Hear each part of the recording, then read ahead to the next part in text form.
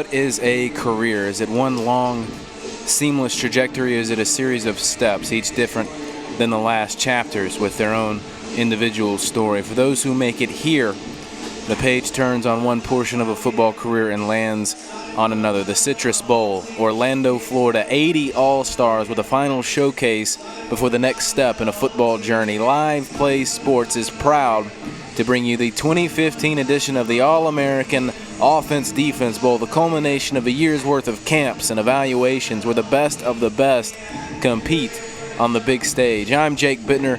To my right is Skip Boyd, and he's going to be handling the play-by-play. I'll be doing a little bit of color. Skip, tell us what this OD Bowl is all about. Well, many players such as Cam Newton, along with Des Bryant, Earl Thomas, Golden Tate, some of those guys, just to name a few, have all participated in the Offense-Defense Bowl. Mm-hmm. And that's where they got their name and they got their stardom, as they were able to just take that and take their career a little further from college and then on into the pros. So these guys that are out here, they want that same type of billing. They want that same type of acknowledgement that they can say, hey, you know what? I played in the Offense-Defense Bowl, and I'm worth being looked at. These are some of the best high school players across the country, and you will get a chance to take a look at them here today. It is a true showcase of talent, and I think we're just about ready for the coin toss. We're close.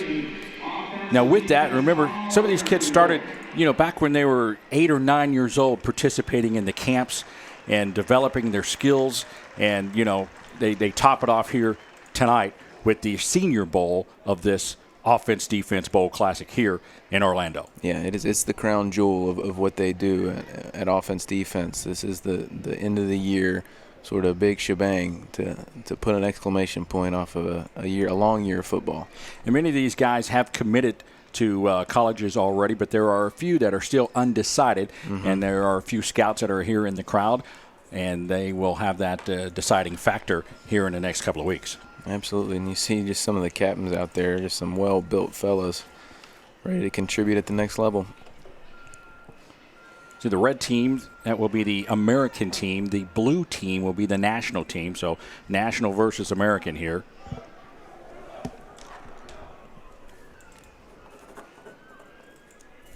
And they just finished the coin toss.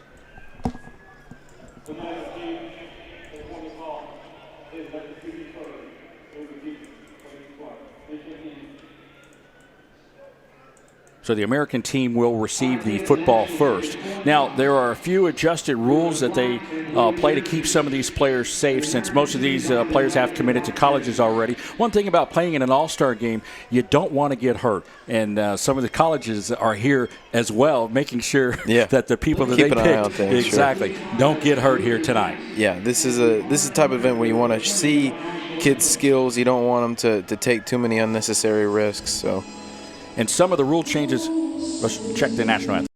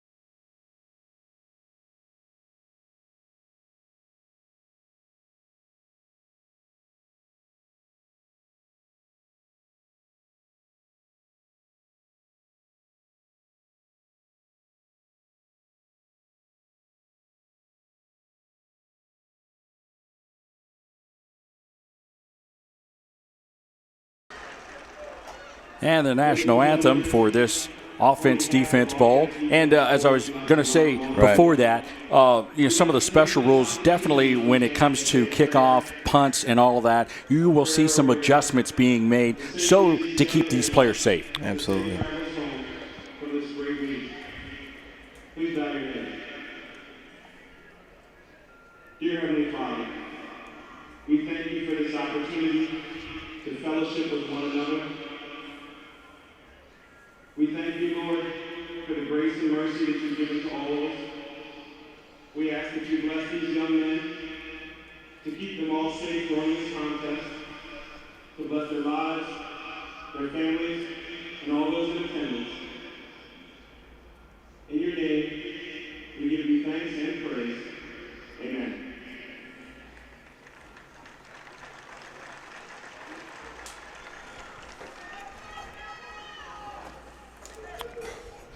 Amen. And that will bring it into our pregame prayer and national anthem, and I think we're just about set to kick this thing off, Skip. That we are. Some of the key players that we will be talking about, as we mentioned, commits going to Texas Tech, TCU, UCF, University of South Florida, Michigan, Nebraska. All of these guys have committed to where they're ready to play some college football. Now, the ones that are still undecided, though, they have some opportunities, and when they're trying to decide if they want to play Division I, they want to go to junior college, they want to go somewhere else. But I guarantee everybody out here will be playing some football somewhere coming up this fall. Absolutely. These are the best of the best when it comes to prep stars out there, and I'm just excited to see these playmakers take the field and see some of the big uglies up front just going up against each other, the matchups. I'm looking forward to it. A lot of quality on the field today, and I think we got a good one in store. A third member of our broadcast team is Charles Kirko, and we will be checking in with him on the sidelines a little bit throughout this ball game. Now, if you look at the field, you can tell just a day ago, Missouri and Minnesota played in the Citrus Bowl. So the end zones are still marked Minnesota and Missouri. But in the middle of the field, it's the logo for the offense-defense. There's a quick turnaround here. They had the Citrus Bowl on New Year's Day, and then we're sitting here on the 2nd and getting right back at it. So they had a quick turnaround. And this is a newly built facility. Correct. They made some adjustments to it. They put some great seating in, and it really looks nice. Great press box area and everything. Yeah, so it really is. redid everything from a year ago. Offense-defense was here just a year ago. Now they make OD Bowls all across the country. So, we've been to Dallas, we've been to Houston, now second year here in Orlando. And Orlando, more and more as the years goes by, it seems, is the place to come for big events. They have really made it a emphasis as far as, your city goals is to be a home for as many events as they can hold, and it's a great venue. It's a nice area, and it's a little humid out there, but otherwise it's nice conditions. It's Florida weather from what I understand. Yeah, that's right. That's right. Hot and muggy. A little balmy. But finally, though, over the last couple of days, it's been rainy, it's been a little cool, and now finally the sun is out, get a little sunshine, get a little cool weather blowing in, and it's going to be nice. Great football weather, as they say. So as we mentioned earlier, the American All-Stars are in the red. You may get the white uniforms with the red trim. Kelly is back deep, along with Ketchum, awaiting the kick. As we said, they do have some modified rules, so we will let you know as that comes up. 15-minute quarters, though. So generally in high school, they play 12 minutes, but for this, they're going to be playing college ball, so might as well get them going now. There you go. 15 minutes of football. Andrew David set to kick it off.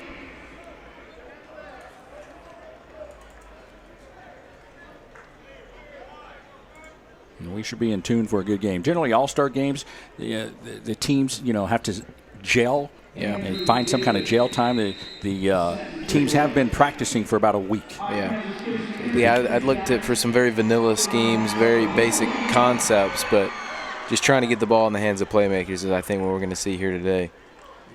Great kick will be into the end zone. And the American All-Stars will start off 1st and 10. All right, the first guy to touch the ball shows his quality, putting that thing in the end zone from the get-go is a nice boot. Yeah, these kickers and most of the kicking could be done today by somebody who has just done nothing but punt or kickoffs or whatever. But a lot of people are going to be playing some different roles that they normally do not play, and that's what you see in an all-star game like this. Sure. Starting quarterback, number 12, Jamie Croft. Jimmy Croft will start off at the quarterback position. Big kid. Croft, 5-step drop, dumps it off. Near side to Brown. Brown with a couple of yards on the carry, 5 yards on that catch and throw. It'll be 2nd and 5. And just a simple little screen pass, just a straight drop back. And Croft, he's a 6'5". Minnesota commit, and he just swings that out there on time, on target. And his man, Dre Brown, is there to take it upfield for a nice first down gain. I'm sure he wanted to come here and be a part of that Minnesota game last night or yesterday. Long count, awaiting, looking over everything. Plenty of time, and now whistles. Official time. Trying to get acclimated to everything. I think, I don't know if they had the 45-second clock reset or not. It's showing 0 right now, but they're probably going to have to check and see if that was set at 45 as they came out on the field for that second down play. And that's what the officials are probably talking about right now.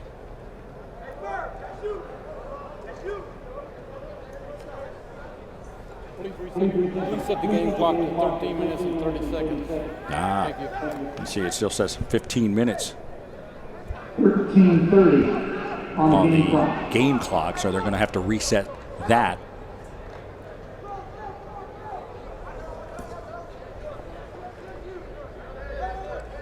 And they've made the adjustment there. 13:30, please.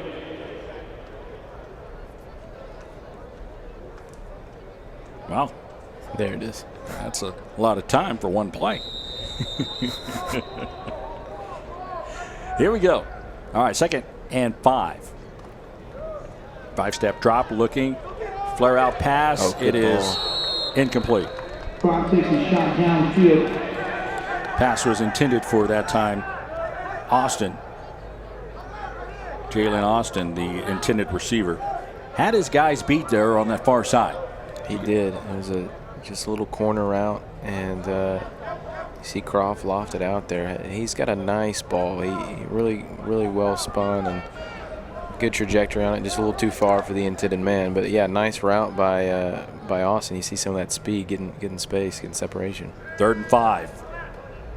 Flare out, caught close to the first down marker from up here. Looks like he might be a little shy of that. Depends on the spot of the football. King on the reception that time, and they gave him a good spot. It'll be enough for a first down. 5-yard gain on the play. It was close, but they're coming out and they're airing it out a little bit. They're letting the man throw it. Howard on the defensive tackle. Off tackle that time. Across the 35 to about the 37-yard line. Kelly. Jeremy Kelly. Wide receiver. Now, he's one of the guys that's undecided right now. He's got to think about what he wants to do. A pickup of 2 on that last play. 2nd and 8. Low snap, picks it up. Sideline pattern, caught. And pushed out of bounds. Austin on the reception that time. Austin doing a great job at that catch. And brought down by Ferguson. Tyron Ferguson on the defensive tackle. The Americans are starting to engineer a nice little drive here, and it's mostly on the arm of Croft. He's got a nice release, very quick, just snaps it out there, and that ball comes spinning out. And he's been on target. A lot of times in these all-star games, quarterbacks maybe even more than any other position, or just a little bit off because it's so reliant on chemistry. But he's been on it here in the early get-go. 3 of 4 right now in passing. And finally, the defense comes through. They said, hey, talk about us a little bit. Yeah, there you go. I mean, that right edge, that collapse in a hurry. They try to get to the outside, it looked like, and that front looks like they're running a 3 or 4-man front there and nothing doing. Trey Harvey that time on that defensive tackle, a loss on the play. Going to be 2nd down and about 12 now from the shotgun. Across the middle, it's caught. Breaks one tackle and then tripped up from there.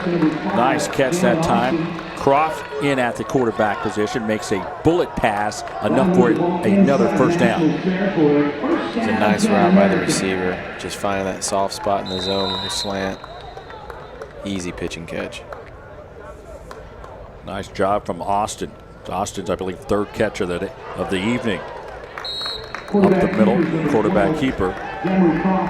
Good 6-yard carry that time. That's the zone read. You're seeing it sort of take over college football, even getting into the NFL a little bit too. It's just a big part of football now, and Croft ran it well there, pulling it and tucking it in. Nico Small on the defensive tackle. Slant in, breaks a tackle. Still on his feet, and then finally run out of bounds that time. Nice containment. They wanted to be able to control that defensive line, making sure that he didn't get around it. They did a great job that time. Leading the way is Jeff Hill, number 7. They absolutely did. They're trying to get blocks set up for that wide receiver tunnel screen, and he just fought through it. And that first contact allowed the pursuit to get there and wrap him up. That's what you want to do when you're on that defensive end. You just want to make sure you hold it, and then you get some help to come in and make the tackle. Team defense. So 3rd down, 1st drive of the evening. The offense-defense bowl. 2015. On the pitch. Far side, trying to find the edge. Will not be able to. Kelly on the run. Nice job defensively, holding him in. Absolutely. You saw that he took that toss and he was out to that sideline in a hurry. He's got some legs on him, does Kelly. But great pursuit. Looked like it was 57 Harvey. And it was there 24 Small there wrapping him up. It was a great pursuit because that kid's fast. He got to the edge in a hurry, but they were there. Great contained. So 4th down, they do not elect to punt it. They will end up going for it here on 4th and 7. Whistles, and they want a timeout. Oh, Skip, it is the offense-defense bowl. I don't think when in doubt they're going to go for it, especially in national territory. Why not? Let's take a shot at it tonight. You talked about how quick Nico Smalls was. He's going to be going to TCU, and they play fast-paced offense and defense, and they're really going to like him. And TCU looked amazing in a win over a big, bad SEC opponent, Ole Miss. Took them to the woodshed. So TCU looks like they're picking up some more speed. And as if they didn't have enough already. That they do. That they do. Now, sometimes you will see some of the players stay within their own state, and some guys like to go out of the state and play. Right. So it just depends on what they like and how they like the school that they're going to. Speaking of Nico Small, he's from Bowie, Texas. So that's just right down the road in the Dallas-Fort Worth area from Fort Worth, Texas. All right, back to play. 4th down. Going for it on 4th and 7. Checking it out. Still has time on the play clock. Although I'm looking and the play clock's not going. I'm keeping the count in my head, folks. Unlimited time. Handoff, off tackle, and not going to pick up the 1st down.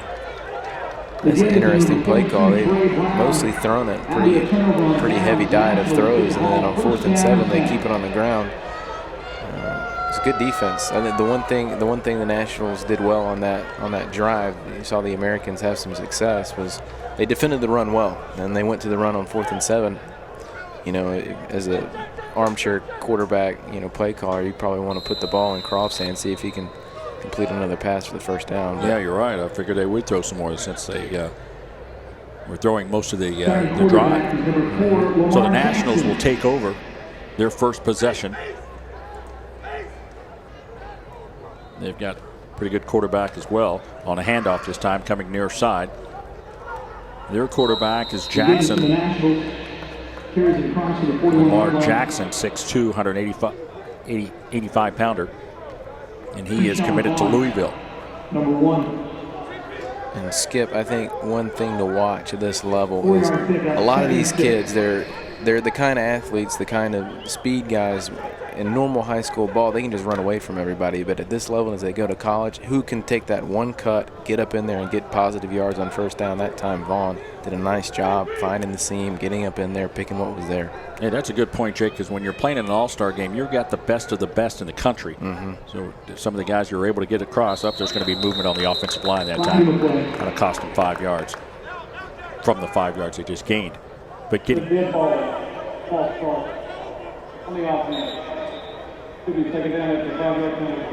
back to your point, exactly. You're playing the best of the best, so you know how well you thought you were. You really get the test here. Yeah, it definitely becomes much more of an even playing field in these all-star games, but more importantly for these kids, going up to the next level where everybody is fast and athletic, and it's about doing your job and taking what's there. And for running backs, it's, you know, finding the holes when they open up and not trying to hit a home run every single time. Lamar Jackson from the eye. Play action. Rolling right.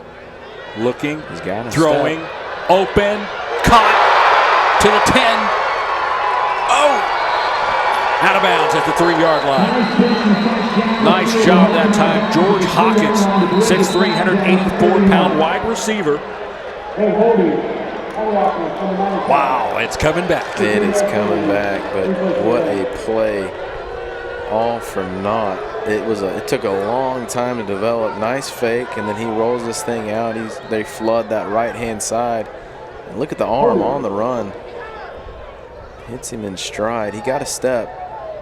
That holding call. Let's see if we can see it here.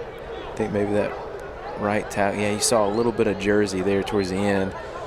Some might call it ticky-tack, but, you know, referee sees a little bit of that jersey come up. He's almost muscle memory inclined to just throw that flag anytime he sees jersey separate. So you did see a little bit of it there, not a lot, but there was some jersey tug, so it's going to bring that thing back.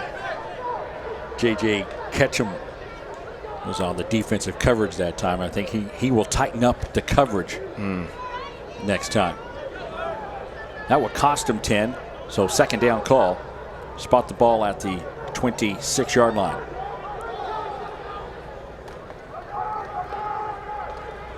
Nice. Right side, breaking one tackle and then busted up from there. I thought he was stopped well behind the line of scrimmage. Did a nice little cut underneath to get back to the original, or not the original, but the initial line of scrimmage on that play. Still going to be third and a long ways. Zachary Thrift on the defensive tackle. Third down and 19. So 3rd and 19, definite passing situation. You mentioned both teams have at least 3 or 4 quarterbacks, so they will shuffle in the quarterbacks probably every now and then for each drive that they have. Jackson, 5-step drop looking. Now is flushed out. They'll try to run forward. Near side has the first down and more. Across the 50-yard line and brought down inside the 45. Great run that time from Jackson. It's great. He did not look like he was going to be able to get that much, but then he just put on another gear and started running away from people. You watch him, he's picking his way. Well, I think we're having a little replay issue there, but here we go. He's dropping back, looking downfield, does a nice job. Guys want their dual threat quarterbacks now to be running, looking to throw at all times. Finally, he tucks it up in, and then right around here, it just seems he picks up a little bit more speed. And they can't catch him. A huge first down conversion on the scramble.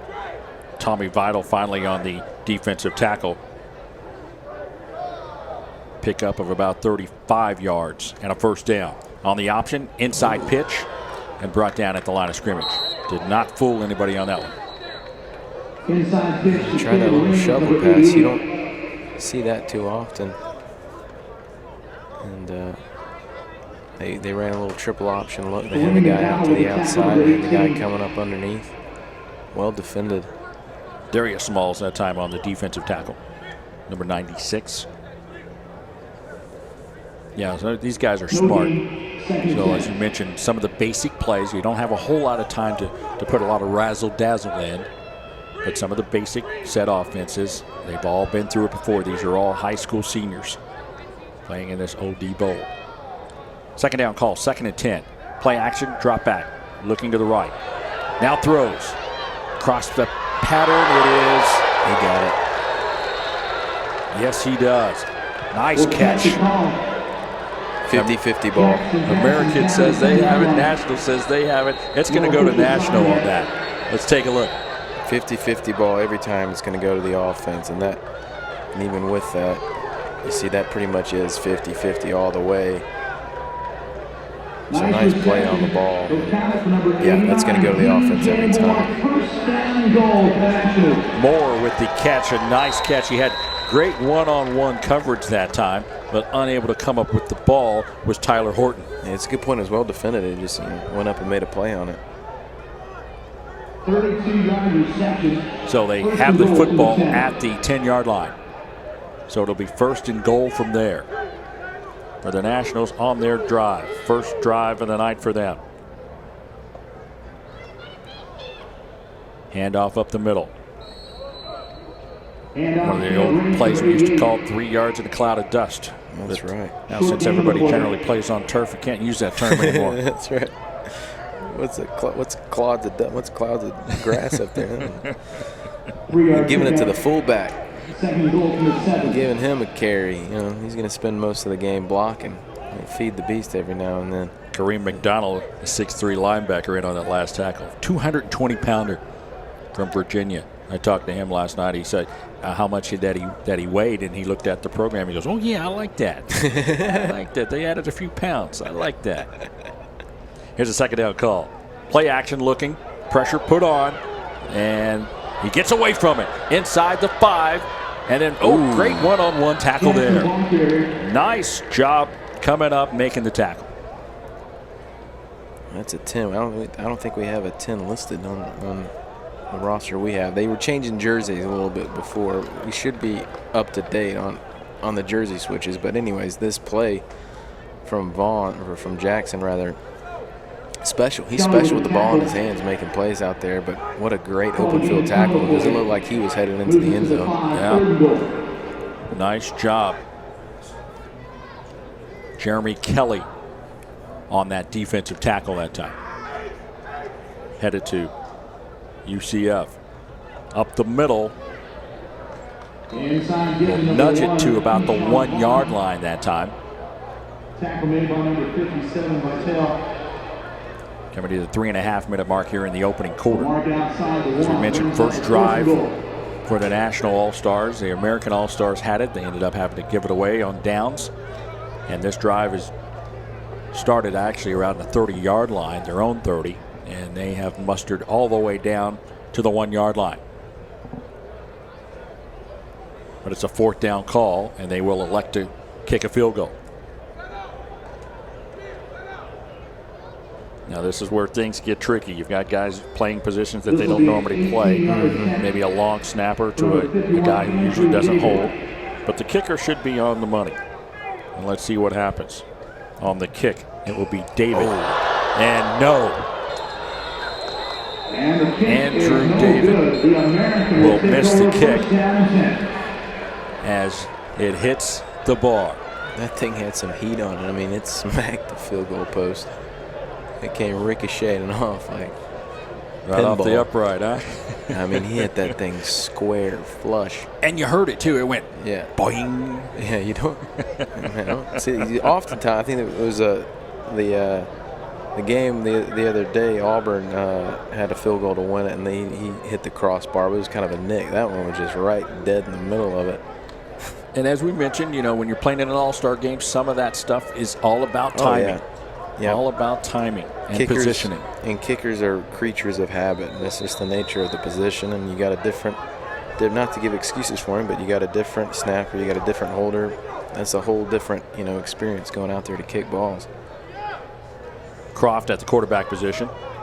On the handoff, trying to get to the outside. Nice one-on-one tackle there.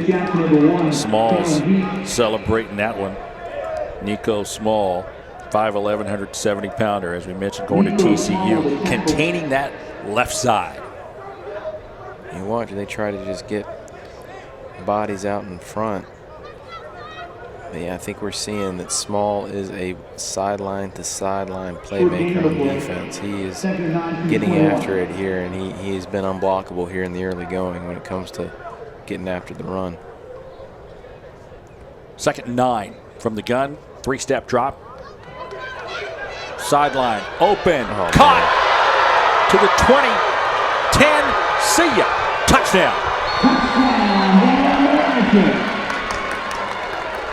House call, and I mean, what a throw from Croft. Yes, Damian King on the reception and will go the distance on the run. I mean, it's just a simple wheel route. Got the look he wanted.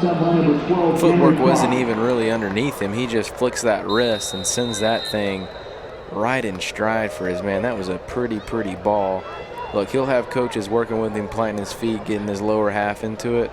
But when you got arm talent like that, well, you got yourself a future ahead of him, and right in stride. 79-yard pass completion, and the extra point is added by Alex Kinney. Kinney, a kicker, and he is going to Colorado to play his college football. So he adds the extra point, the icing on the cake, and we've got an early 7-0 lead for the American All-Stars. And you're seeing speed sort of shining through in this game. Who has it? Who can make the play with the matchup that they've got? And that time, speed on the outside, that wheel route, beat his man, got a step on him. The ball was there, made the catch. Easy money for the Americans. And the second time now we've seen both teams on the defensive backs get beat stepwise, and definitely as far as getting a one step up on their guys that time. So, and you're gonna see basic coverages out there from the secondary. They're not gonna do a lot of complex looks. So it is going to come down to, they might run some cover 2 zones, some cover 3, that sort of thing. But you're going to see a lot of man-to-man matchups, and it's going to, well, who can make the plays on the other? And that's the cool thing about All-Stars, because there's no hiding anymore. It's can you make the play? The Americans already have 100 yards passing, a little more than 100 yards passing. Of course, that big play added to the numbers.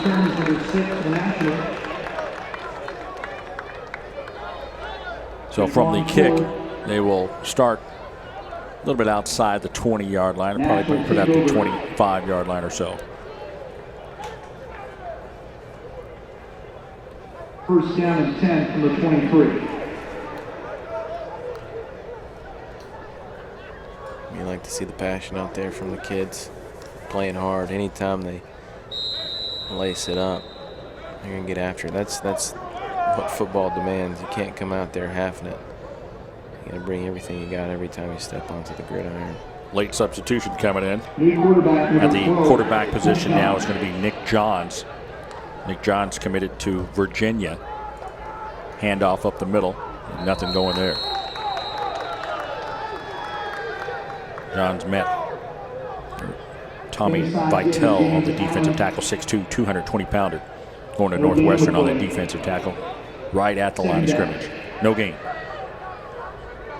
You see big 96 there, Darius Smalls. I don't know on your roster, Skip, but he's the only guy I got that doesn't have his height and weight listed. And he's probably the biggest fella out there. Anchor in the middle of that defensive line. John's at the quarterback position. Played his high school ball at Gonzaga. Ooh.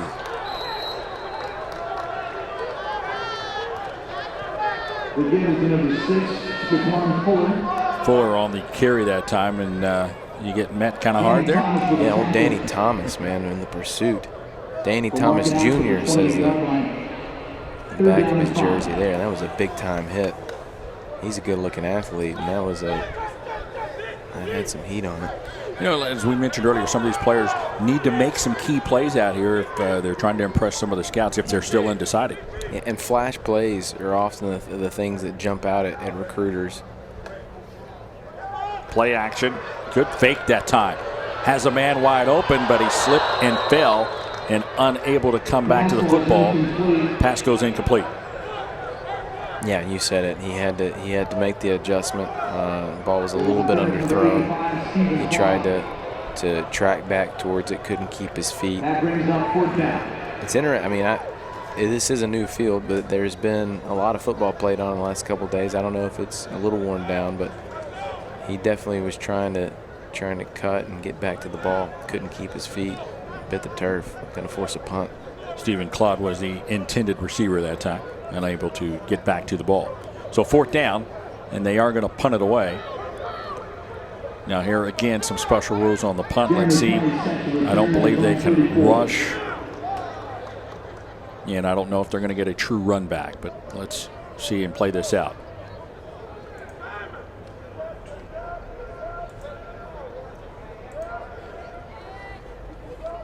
Kelly awaiting. Nice punt. Booming. Caught. Now we're going to get a full game here. Nice. Down the sideline. Has room. Flag on the play, though, as he crosses the 40-yard line. Still on his feet. And Kelly bumped out. But hold everything. There's a flag thrown down at the 32-yard line. So I remember some of the rule changes not wanting to affect anybody's injury factor into the game. But, dang, they're playing full football today. And that's good. That's what the people come to see. That was electric on the return. Puts the hand on the turf. Yeah, there's that block in the back. That's a pretty easy call. And we have our feet up on the jumbotron too. So it's a well-attended crowd here today. So able to see that. I think that's a cool experience that the OD Bowl provides for these kids who've played a long year of prep football. They get to come to a beautiful place like Orlando, Florida, go to the Citrus Bowl, big-time event, and they see themselves and their loved ones on HD on a big-time jumbotron. That's a special thing. That's very cool. And a lot of these guys are going to go on to play at big college stadiums and see themselves in the jumbotron. Still doesn't take away from that kind of goosebump feeling of the first time you see yourself on a replay, on a highlight, up on a big stadium, playing against some of the best out there.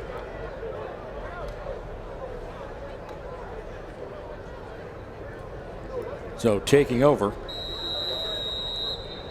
on a 1st down, 1st and 10. Spot the ball, 2nd quarter as we start quarter number 2 at the 27-yard line. Student body left, now the reverse to the other side. King with room to run, has the 1st down, gets a great block at the 40, and then pushed out of bounds from there. Damian King on the run, the 5'11", 170-pounder defensive back. He's undecided right now where he wants to play. He will have enough for a 1st down. King played his high school football at Indian Rocks Christian in Florida. Yeah, the quarterback out there on the right-hand side of your screen laying a block. You see him getting his man, springing him out to the outside. Not afraid to mix it up there. Brett Keene now in at the quarterback position. Keene gives to Heath. And off to Cam Heath, number 1. Heath brought down by number 48, Ferguson. Ferguson going to Nebraska. He's a linebacker, 220-pounder. No gain on that last play, so it will be 2nd and 10 from the midfield stripe. You see the Americans there getting coached up. It's a cool thing to come to a place like that and get coaching from guys that have been to higher levels. And they definitely enjoy that. Oh, a sack all the way back to the 40-yard line. And a little celebration on top of that, huh? Little sugar on top of that. He's been watching Sundays, I think.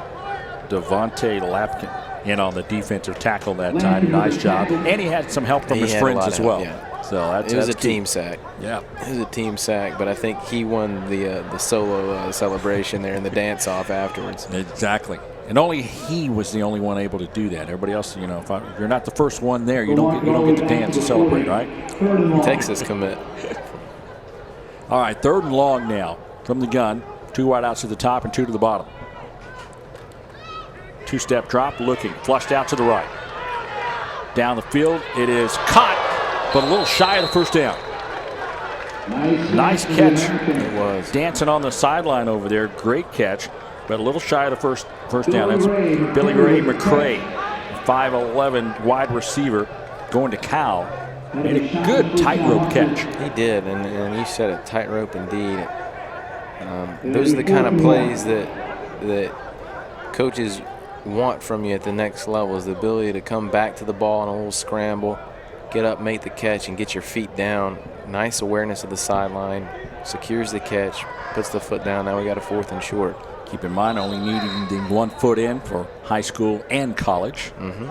So he did a great job in doing that. So timeout being called right now. As we mentioned, we have a timeout. As we mentioned, we have a 3rd guy roaming the sidelines for us, and hopefully we'll get a chance to check in with him here shortly. But yeah, maybe get some interviews here down the road with some of these coaches. We were talking before about the guys from all around the country. They've been evaluated all year. They get invited to these camps, and now they get this one-on-one coaching with these guys here in Orlando for these practices. Yeah, most of them will do their sessions, and sometimes they'll get timed for whatever they're running or the strength and conditioning, and someone's always charting them because they want to see how well they progress, and if they are progressing, and the colleges that they are going to, they want to see them continue to do what it is that they think they can do, and that's the reason they got signed. Yeah, and the reason why you come to a place like this often is you like the competition, and so they love to sort of measure themselves up against each other and see who can run the fastest. Near side, breaking 1 tackle and then brought down from there. Nice job again, Jeremy Kelly. Will have enough for a 1st down. Nice run. You see some of the guys get to celebrate some of the normal stuff that they wouldn't get to do at their high school level. Generally, you make a good run and you got to give the ball back to the officials. But here, they're going to let them celebrate a little bit. Get a little bit of a cushion. There we go. 14-yard pickup, 1st down. Nice run from there.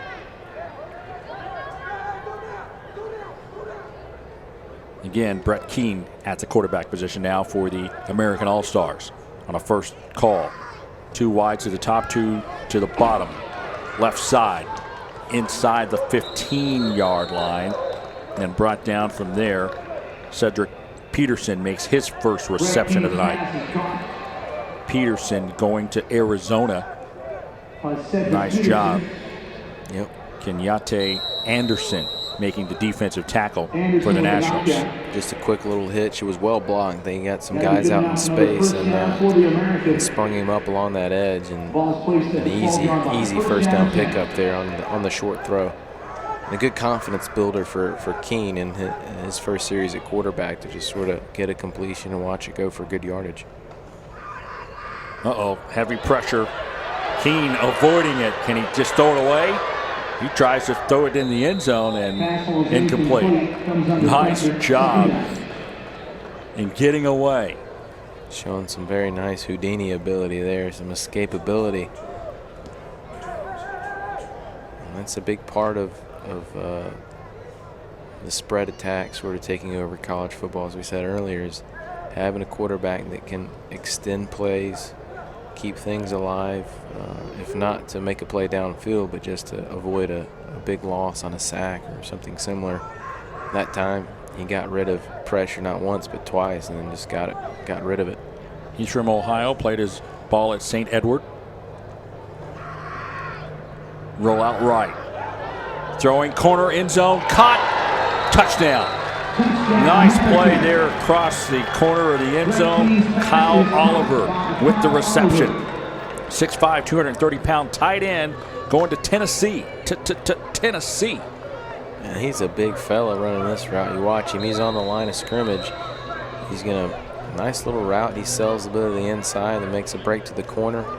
Keen on the run, lofts it out there. He's wide open. But you like to see that from a big fella like that. Go up and use his hands, high point it, be physical at the point of attack, getting that ball. It's a nice touchdown catch. Kenny adds the extra point. Kenyatte Anderson was on the defensive coverage that time, just lagging just a hair. But Kenny will add on the extra point. And with 11 minutes and 19 seconds to play here in half number 1, it's 14-0 in favor of the American All-Stars. And they have been impressive on long plays. That time it was a little more of an extended drive, but still characterized by gash plays with elite speed and just playmaking ability on the outside. Finishing it off with a nice catch by the tight end, going to Tennessee, who have been lighting it up on the recruiting trail recently for all their recent woes on the field. They got Butch Jones in there from Cincinnati, and I think they're pretty happy with the direction that program's going, trying to get back to competing with rivals like Alabama, Auburn, LSU, those guys. Keene's numbers so far, 3 of 4 for 50 yards. And that one touchdown there, capping off that scoring drive. Solid quarterback play from both American quarterbacks. They've both come out firing, confident, balls on target. You can't ask for more in these All-Star games. 2 yards deep. Out comes Hawkins. And Hawkins will get it out to about the 25-yard line. So the National All-Stars need to get something going. They trail 14-0. Yeah, and we've seen them move the ball. Their last drive stalled out at the 1-yard line. Of course, that missed field goal plunking off the upright. They have moved the ball. Had a chance to open up the scoring. Couldn't convert the short field goal.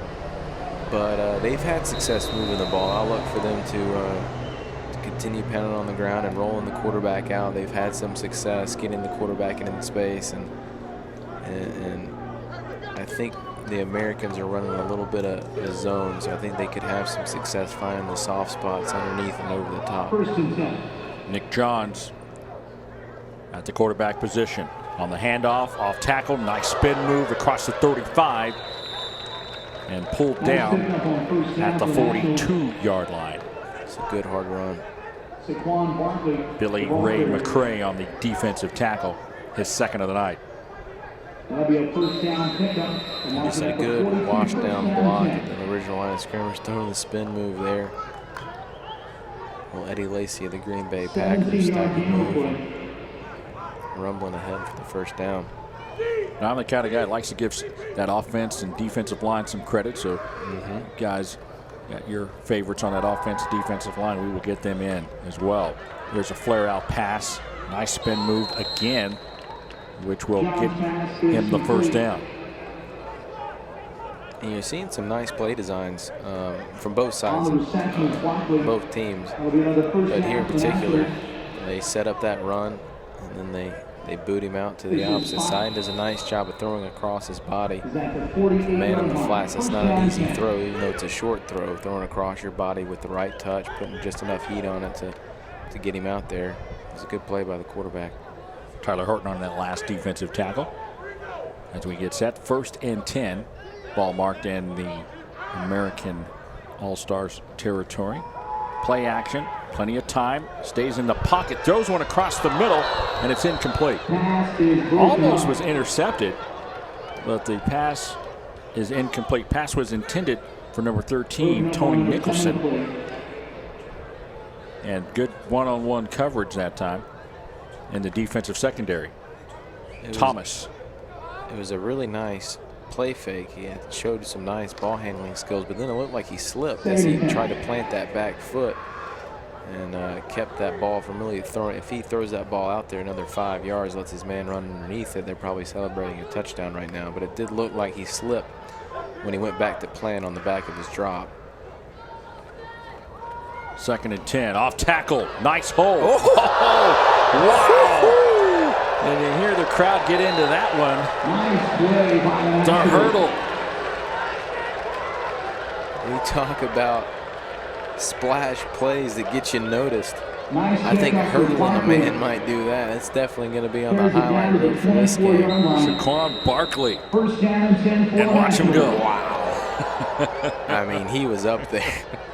He was up there, Skip. He will be attending Penn State University. And I know the coaches right now are saying, hey, son, stay on the ground.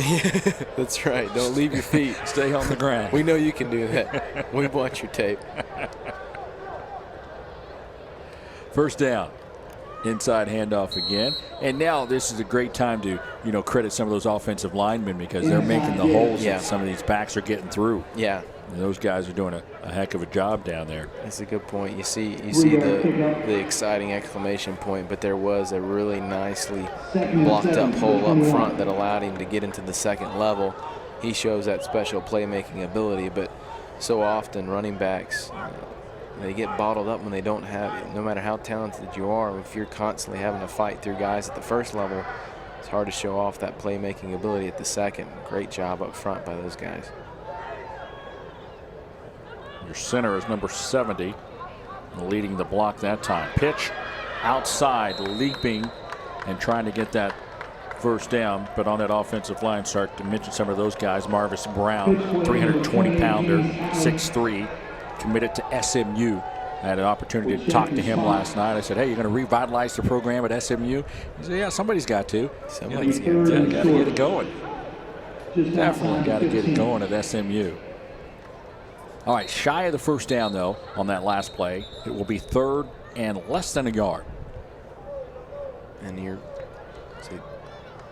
motion for the clock to keep running. You're seeing a real dichotomy of styles here. The Nationals downhill running, play action off of it. The Americans have scored a couple touchdowns by spreading you out and airing it out. So it's a nice matchup of philosophy. From the eye, Jones under center. Gives to the first man, and he will have enough for the first down, and the drive will continue for the National All-Stars, who definitely need to get on the board. They trail 14-0. On the carries, number 32, Saquon Barkley. Barkley on the carry that time, and Barkley brought down by number 57, Tommy Vitale. Vitale's going to Northwestern, by the way. So, you can see these guys spread out all over the country. All over the place. And they get to meet each other sometimes as well. Some of these guys will see each other again, playing against each other in the next couple of years. 1st and 10. Ball marked at the 14-yard line. Second man, left side, trying to get to the outside. Oh, another spin move there. That is James Allen. And Allen is close to the first down marker. Allen, 5'11", 185-pounder. As I said earlier, committed to Louisville. Nice run that time. A pickup of 9. And he's well built, but he's not the biggest of kids out there, but showing a lot of power. You saw him dance to the outside with light on his feet, and then he lowers his shoulder, stays on his feet. That was an impressive run, and maybe showing that he has what it takes to be a feature type of back at the next level. And you can lower your shoulder and keep moving after runs like that. Well, you're doing a pretty good job stating your case. 2nd and a yard to go, and now I believe they want a timeout. Trying to get the official's mic to work. There we go. So they're 2nd of 3 as the clock is stopped with 6 minutes and 42 seconds to play here in the first half. And when you get a bunch of all-stars together, they want to see some big plays. The fans really come to see something electrifying, and that little jump the hurdle jump that really got the crowd going. The long touchdown pass as well, and that's what the fans come to see. Hey, they want to see a great game. They want to see some key plays, and to get everybody excited, to get everybody pumped up. And it is a full-on. I won't even say cottage industry. It's a full-on industry. The recruiting world with ESPN's coverage of it, Rivals, all these outlets covering big-time colleges recruiting it, and this is definitely part of that. Is kids coming out and trying to make a name for themselves and representing their communities and their schools. It's a fun time. It's a fun time to see kids out there sort of celebrating their high school career and trying to finish it the right way.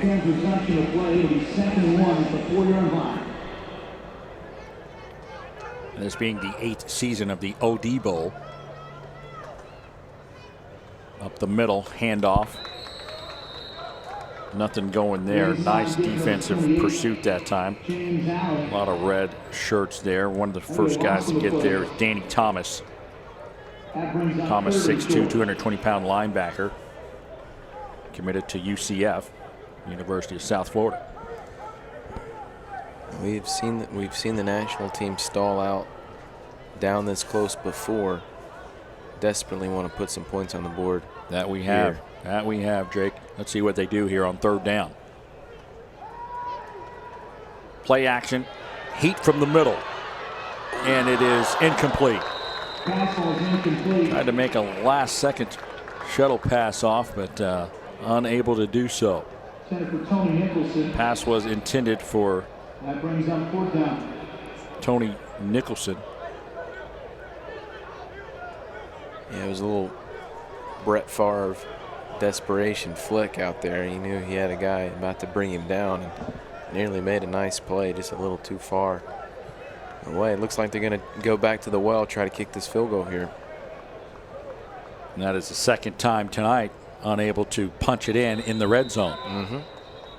Flag on the play. Well,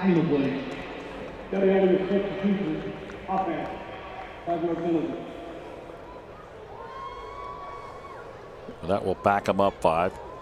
Not that the kicker's excited about that. To attempt the field goal. Show off more of his leg. He about broke the field goal post down on the other end in the first quarter.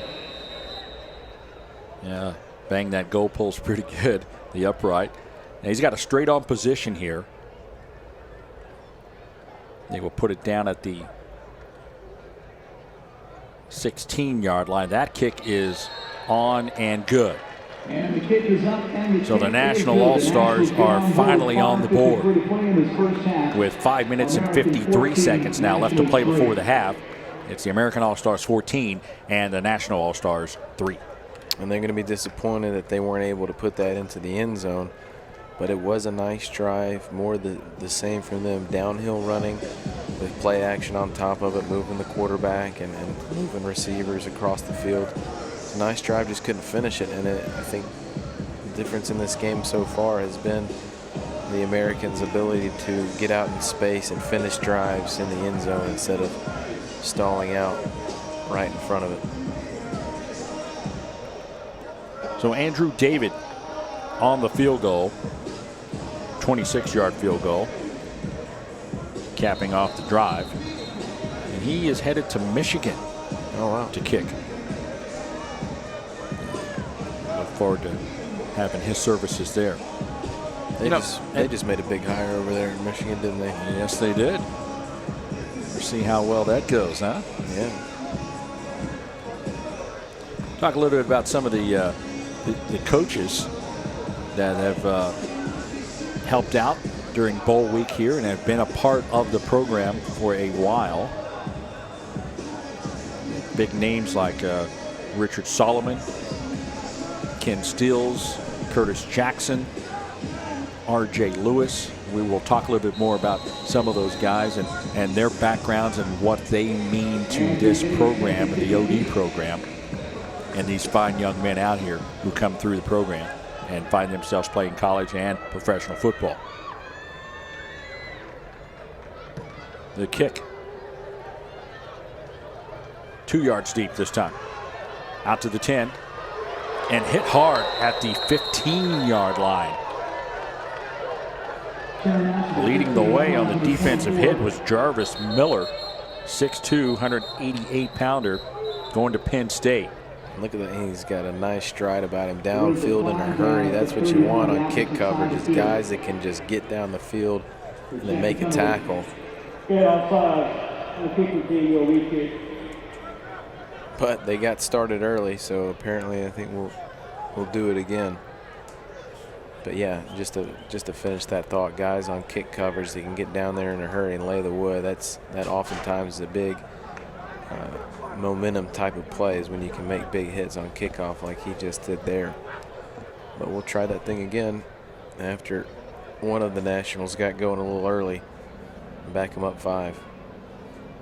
Yeah, that'll cost them.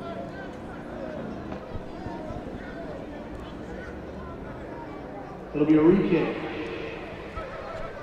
And so we'll try this thing again, and David's leg will be put to the test a little bit, as he's been consistently driving it into the end zone. He'll have to really get a hold of this one to do the same here. Backed up to his 30.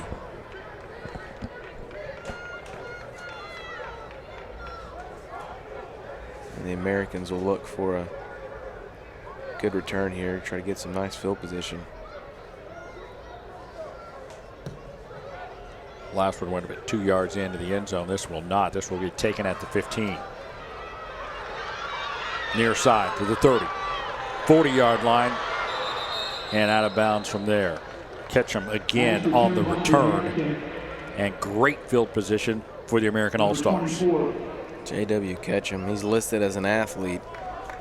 He saw some athlete there getting to the outside. And just a big kid, but fast.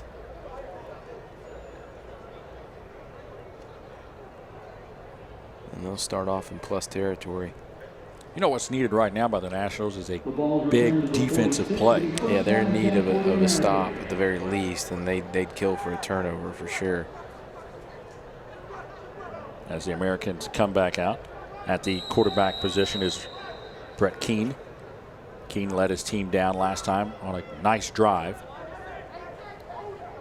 From the I formation, 2 setbacks. One wide out to the top, one to the bottom. Pitch, far side. Kelly has a seam, has some room to run inside the 30-yard line. Nice job on that outside blocking. And Kelly showing his speed getting to the outside. And if he's wanting to impress somebody, he can with those type runs, because he is still undecided on where he wants to go play his college football. A nice pickup that time of 14 yards and a first down.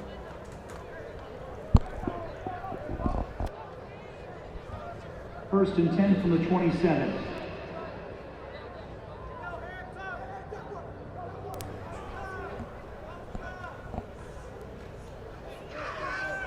Pitch near side. Oh, he's going to throw this, and it's incomplete. Maybe it was set up as a option type pass thing, but there was no way he was going to get that off at all.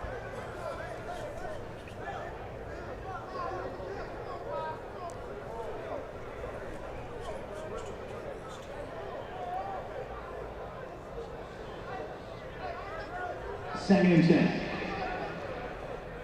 So second and 10. They're trying to surprise them with a little bit of the trickeration. They were not fooled. Nationals staying home. Good team defense. Official's going to take a timeout. Officials time on the field.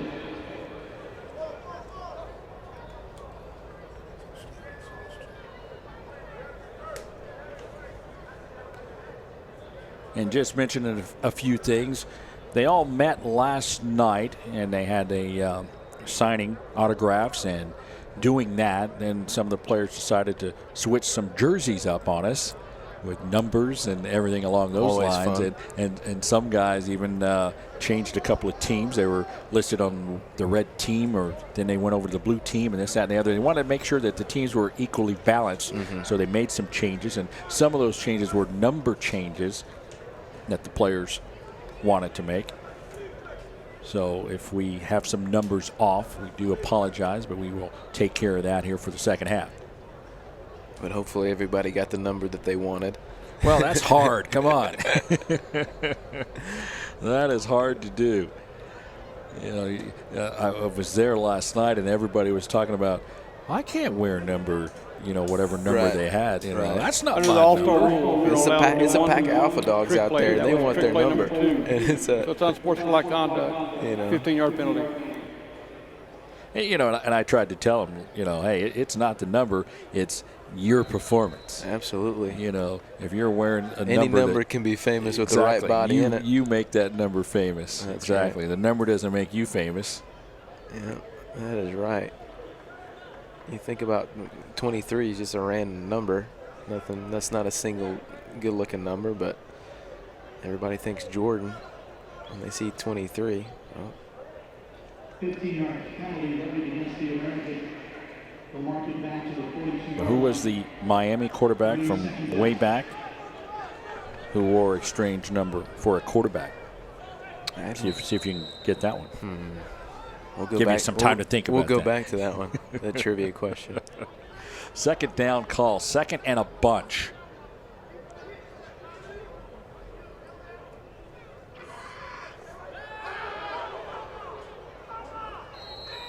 Quick pass. Stop number 42, Dre Brown. It was good pressure getting to the quarterback, not letting him really set his feet and get his full body into the throw.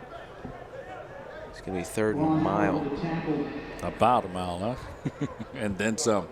Yeah. And this is one thing that exactly what they wanted to do.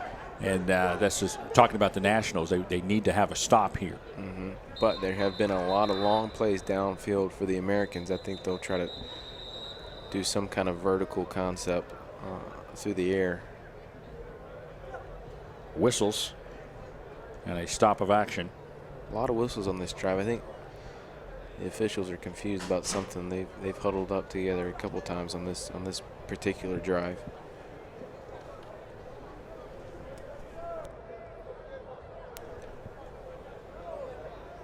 But they get it all figured out, and we'll get back to the action. It is third down. That ball sitting about where they started this drive, about a little over 20 yards to pick up the first down. They're going to spread it out, 4 wide. Quick throw. And the dancing cannot frame. There's a corner coming up. Number 2, Cameron Ordway, according to our roster, making the play. A lot of shaking and baking. He was not fooled. Wrapped him up, brought him down, forces the 4th and 15. Damian King on that last reception. So it's 4th down. So, it's a little too far for the field goal. So they're going to go for it here on 4th down. And this is a chance for the Nationals to finally have a good defensive stand and get control of the football back with less than 4 minutes to play before the half. 2-step drop, flare out pass to the right side with room to run. Oh my, leaping, jumping, close to the first down marker is Stevenson. Oh, that's one of the number changes that we just now had. We were calling number 2 Kelly, but it's Stevenson. And Stevenson is close to the first down. Oh, they're marking for the first down, I believe. They're going to give it to him. Watch the jump again. Judging by the reaction, these guys are flying. I hope he's all right. He was a little slow to get up. He got up there, and yeah, they're going to mark him for the first down. Rather generous here. It was a generous spot, I think.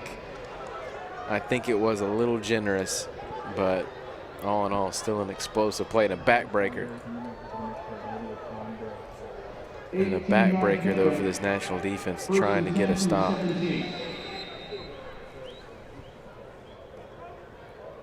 Flare out pass. Oh, nice move.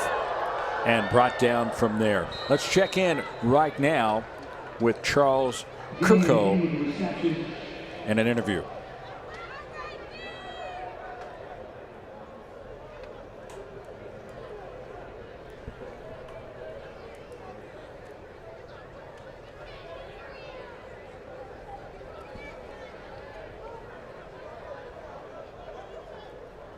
6-yard gain. All right, we will come back to that here shortly.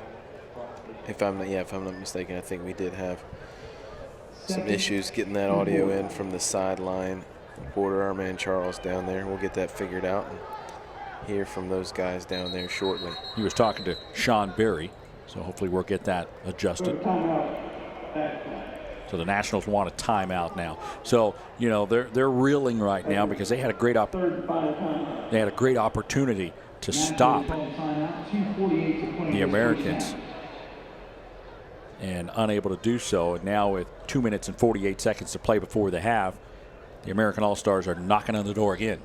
They are, and if you're the Nationals, it's a little bit of a punch in the gut to give up like a 4th and 15 at that point and trying to get the ball back with some time left to put a score on the board before half. But instead, it's they've got to rally and get a stop here because if they go down, if they give up a touchdown here, this game becomes a little bit in doubt. So they really want to get a stop here.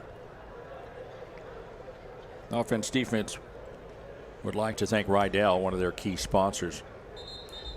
Protect and perform. Most of their equipment provided by Rydell for years now at the Offense Defense Bowl. One of the key sponsors. We thank them for offense defense. Rydell. All right, back to play here. 2nd down and 5. Spotted at the 10. Up the middle. Couple of yards. Again, Stevenson on the carry. Couple of yards. Close to the first down marker. Second, or check that now, 3rd and about 1. Clock still ticking. And I think the Americans are content. Another on-field timeout. You know, that last defensive tackle was Ferguson, Tyron Ferguson, 6'2", linebacker, 210-pounder, headed to Nebraska. Kern so far 7 of 8 with that 1 touchdown, 79 yards so far. Very efficient with the ball. Keene doing a nice job with that. He, of course, came in relief of Croft. These all-star games, you get the quarterbacks coming out. They're going to keep switching them up, and we'll see a couple more quarterbacks before this night's over with. But it looks like they did get that first down. But we will see several quarterbacks, but very impressed by these American quarterbacks. Croft coming out throwing some pretty deep balls, particularly the one long touchdown that he hit a man in stride about 50 yards downfield. And then Keene doing a really nice job commanding this offense, taking what's there and just being real efficient with the ball. And trying to manufacture his 2nd scoring drive of the day. 1st and goal. Almost offsides. They let him get back, let him get set. From the eye, under center. Handoff. Stevenson will nudge it to the 5-yard line. Handoff to Stevenson. And right now they're just working on the clock. And I think they want to wait. They want to run all that time off the clock and not give the National All-Stars a shot to do anything before the half. Yep, goal to go. Clock should not be a factor for them, and they're either going to score or they're not.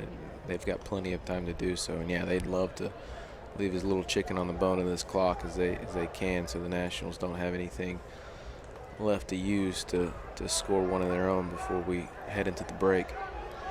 And the Nationals are out of timeouts, by the way, so they cannot stop the clock. But guess who can? The American team wants to talk about things. I've been impressed by the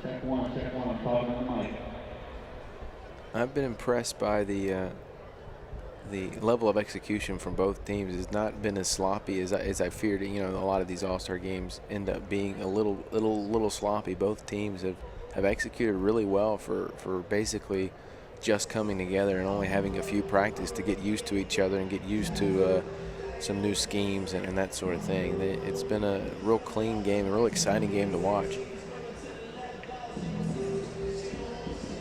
checking in with Charles here in a bit. Looks like he will have offense defense president to talk to us, Rick Whitaker. Do that here in a bit, probably coming up with the next opportunity, which could be soon after the score or at halftime, whichever comes first, right?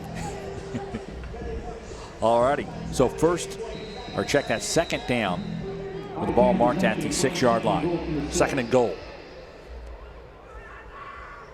Quarterback keeper looking in the end zone, throws, and he just threw that one away, avoiding the loss. You see most quarterbacks are smart doing that these days, as long as you're out of the pocket and throw somewhere where a receiver could have been. But once you get out of that pocket, I guess you can throw it anywhere, right? Absolutely. He's been well coached. He knows there's nothing really there. They did not get the defense to bite on that fake toss as much as they wanted, and so he, lives to fight another play. Nothing wrong with that. As long as you throw that ball across the line of scrimmage, you're okay. That's If right. you throw it in front of the line of scrimmage and throw it away, you're not. Unless you're stopping the clock, but you can't be avoiding the loss. All the rules of the game. It's complex. End zone, and a little too high for the intended receiver. And a flag in. Intended receiver was number 88, Kyle Oliver, who's on his way to Tennessee, and a late flag came in after the pass. He wanted the PI, and I think he got it. Officials are talking it over.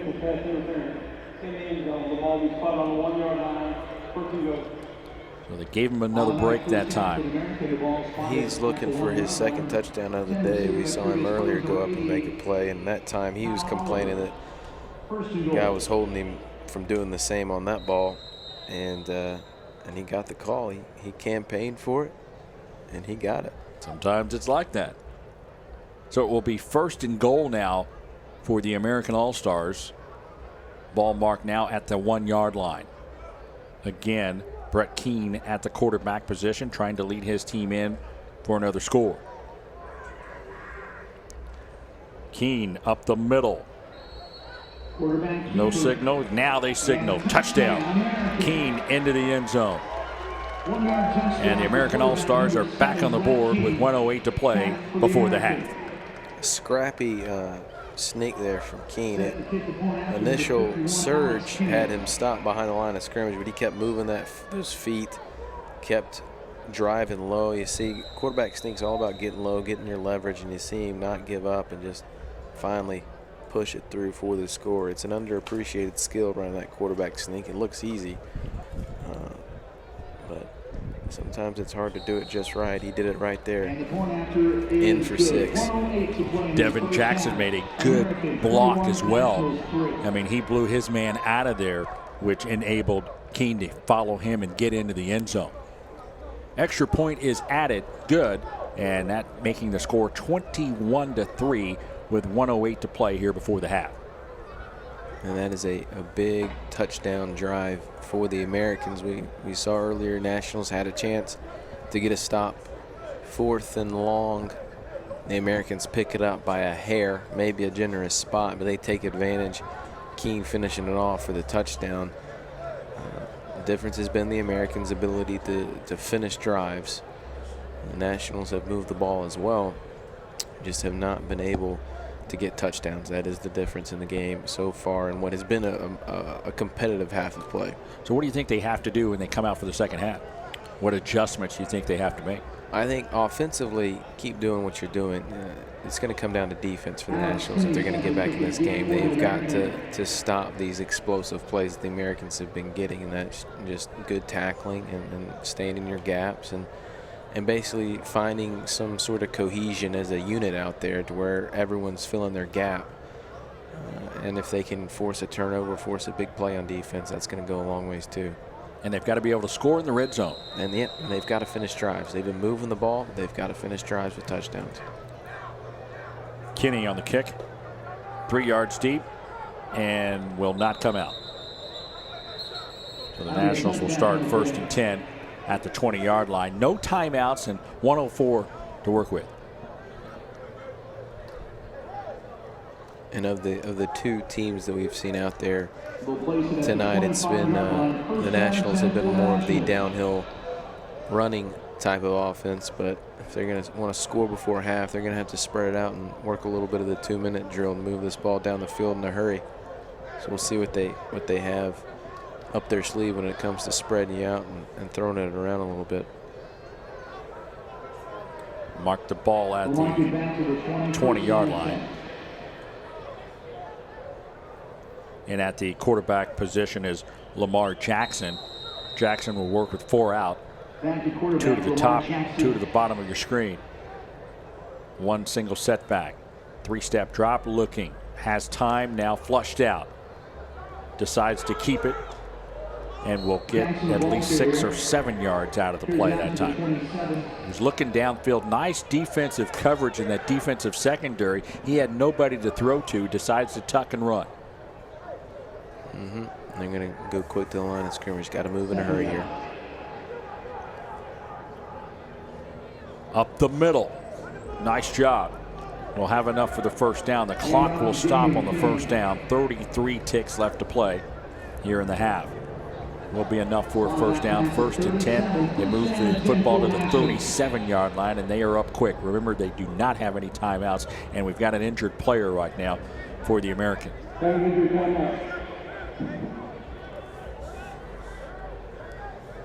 And that's going to be Darius Smalls with the American All-Stars. Shaking up on the plane is Darius Smalls for the American. Officials timeout for injury. 33 seconds to play. So Darius making it to the sideline. We'll see the trainer. Hopefully he will be okay and back into this game. Yeah, he's a fun one to watch, Darius Smalls. Clock going. 1st and 10. Inside 30. 3-step drop. The throw picked off. And going to the house, maybe to the 10. And I think he got in.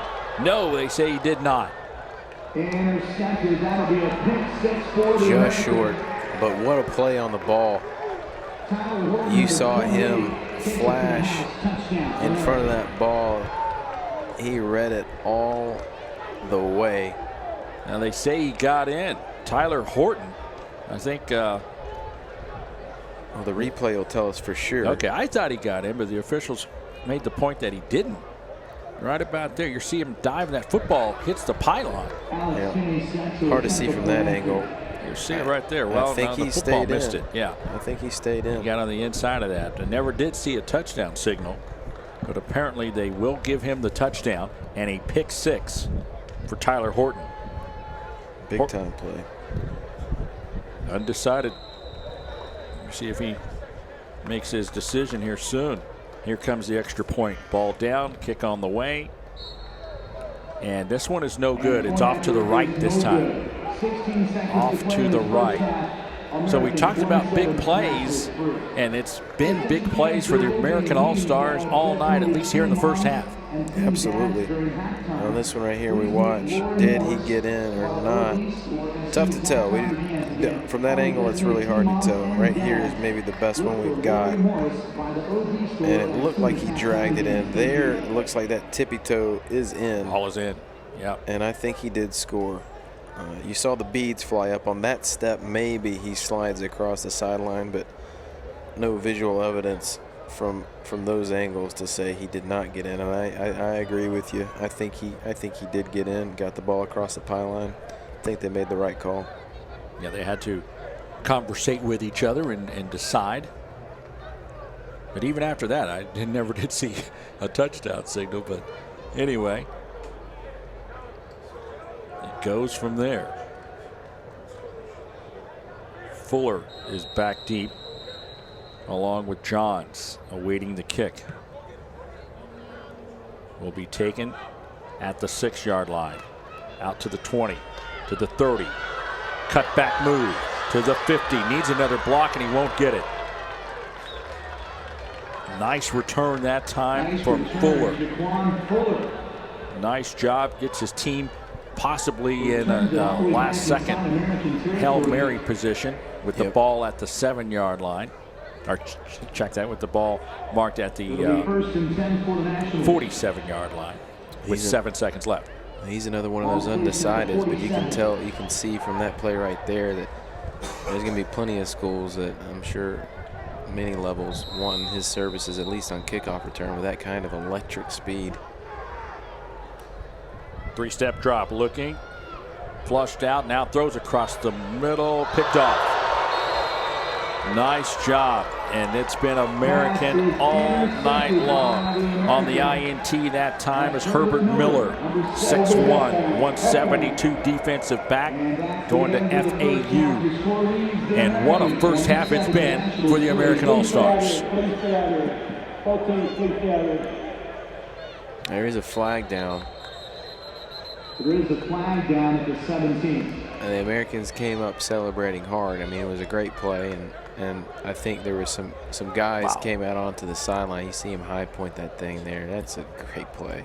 Had some hops, didn't he? He got up there, and it's fun. It's fun to watch these kids, and they get this kind of coverage, and their abilities are shown forth on high def. It's a cool thing for their family and loved ones, and for them themselves to watch when they get home. Personal foul on Blue. So that will be the first half. And as I mentioned earlier, what a first half it's been for the American All-Stars. Have almost every time that they have had the opportunity to touch the ball, they've been able to put something into the end zone, and even finishing the first half with a pick 6 and going into the end zone to get the defense in on the scoring as well. They lead at the half by a score of 27-3.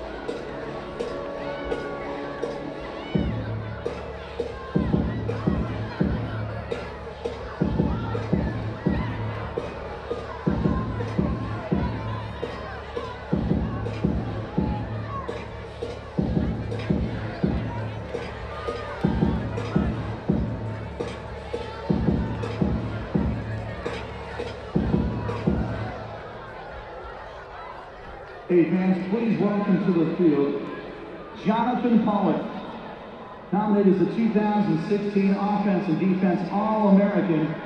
He's a local product from Dr. Phillips High School. He's committed to the Scarlet Knights of Rutgers. Give it up for Jonathan Pollock.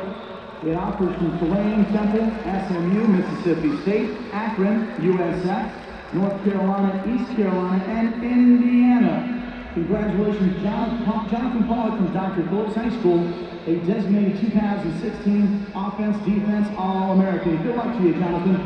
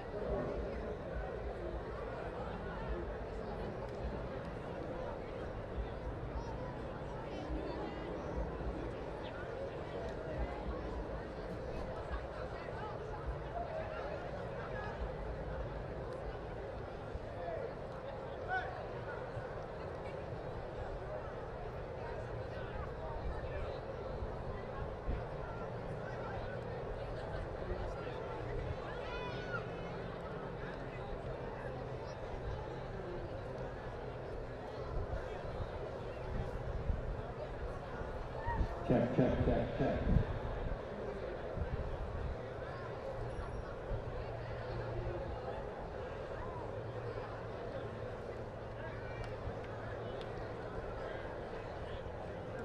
Check. 1, 2, 3.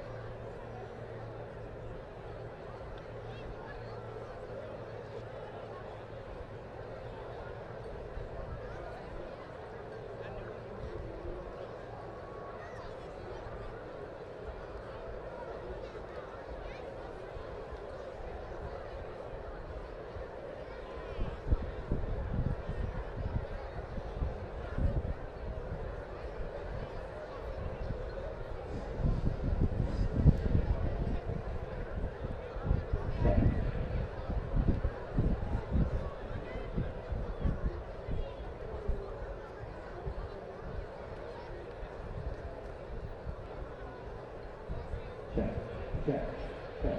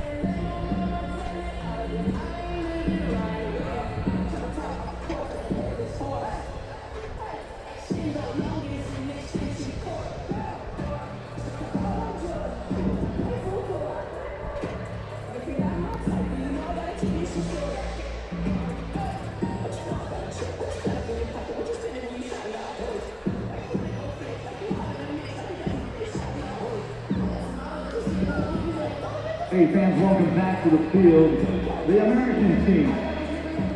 Give it up for Cameron Heath, Jeremy Kelly, Damian King, Jalen Osgood, Herbert Miller, Brett King, Henry Cross, Vincent Perry, Cedric Peterson, Blaine McDonald, A.J. Greenwood, J.W. Tension, Jordan Stevenson, Tyler Horton, Billy Ray McCrary, Ray Brown, Shaquille Jones, Alex Kinney, Tommy Vitale, Danny Thomas, Isaiah Washington, Madison Escamano, Trace Ellison, Devin Jackson, Landon Jones, Roy Hensley, Antonio Parks, Nnamdi Adebayo, Amir Ely, Akil Davis, Kyle Oliver, Alex Horner, Tarek Thomas, Darius Smalls, and Ricky McCoy. Fans, give it up for the American.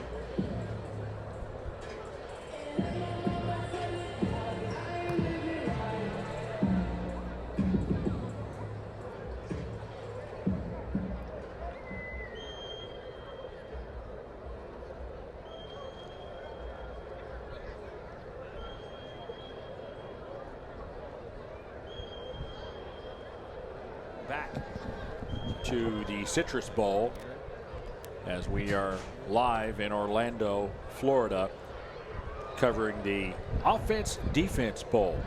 And what a first half it's been as we have that opportunity to talk about the first half. Skip Boyden along with Jake Bittner, and we'll be joined by Charles Kirko on the field here soon. But Jake, let's talk a little bit about the first half, and some of the key stats and some of the things that were impressive. The American All-Stars have passed the ball for 185 yards here in the first half, compared to only 41 yards for the Nationals.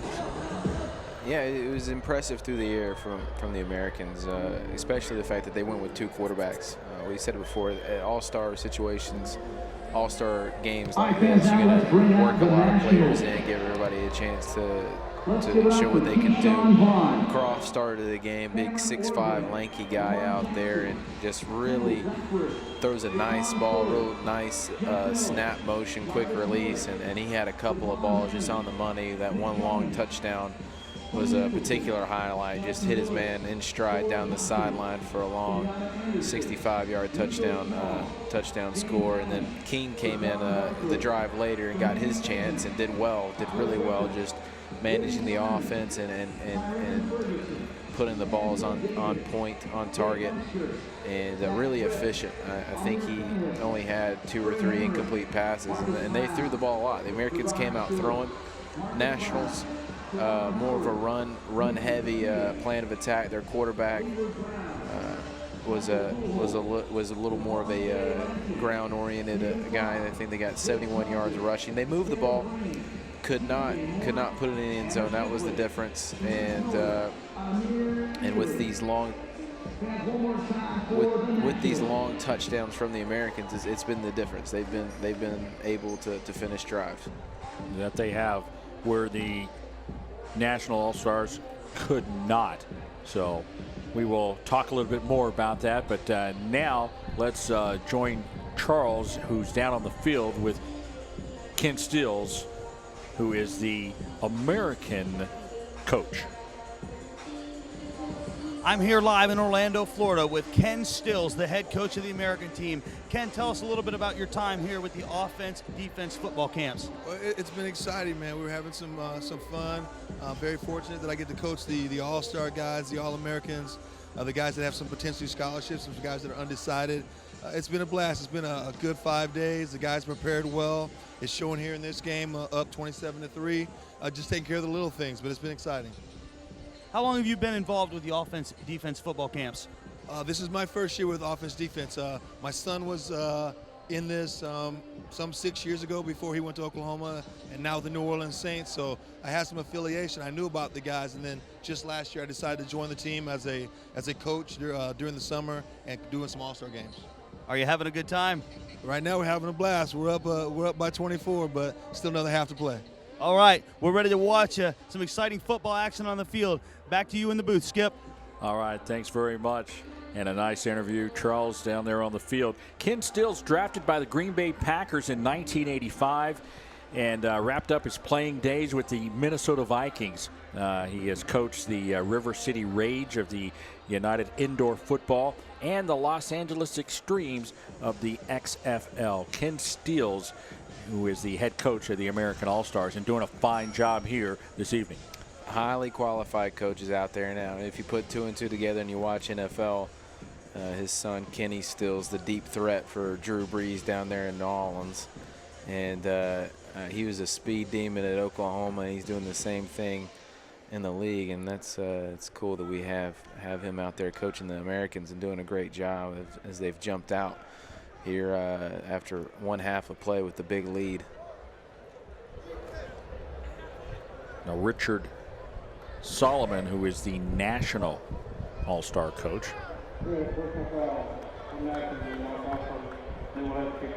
Now remember the personal foul at the end of the first half. They are marking that off now. That was against the Nationals, so the Americans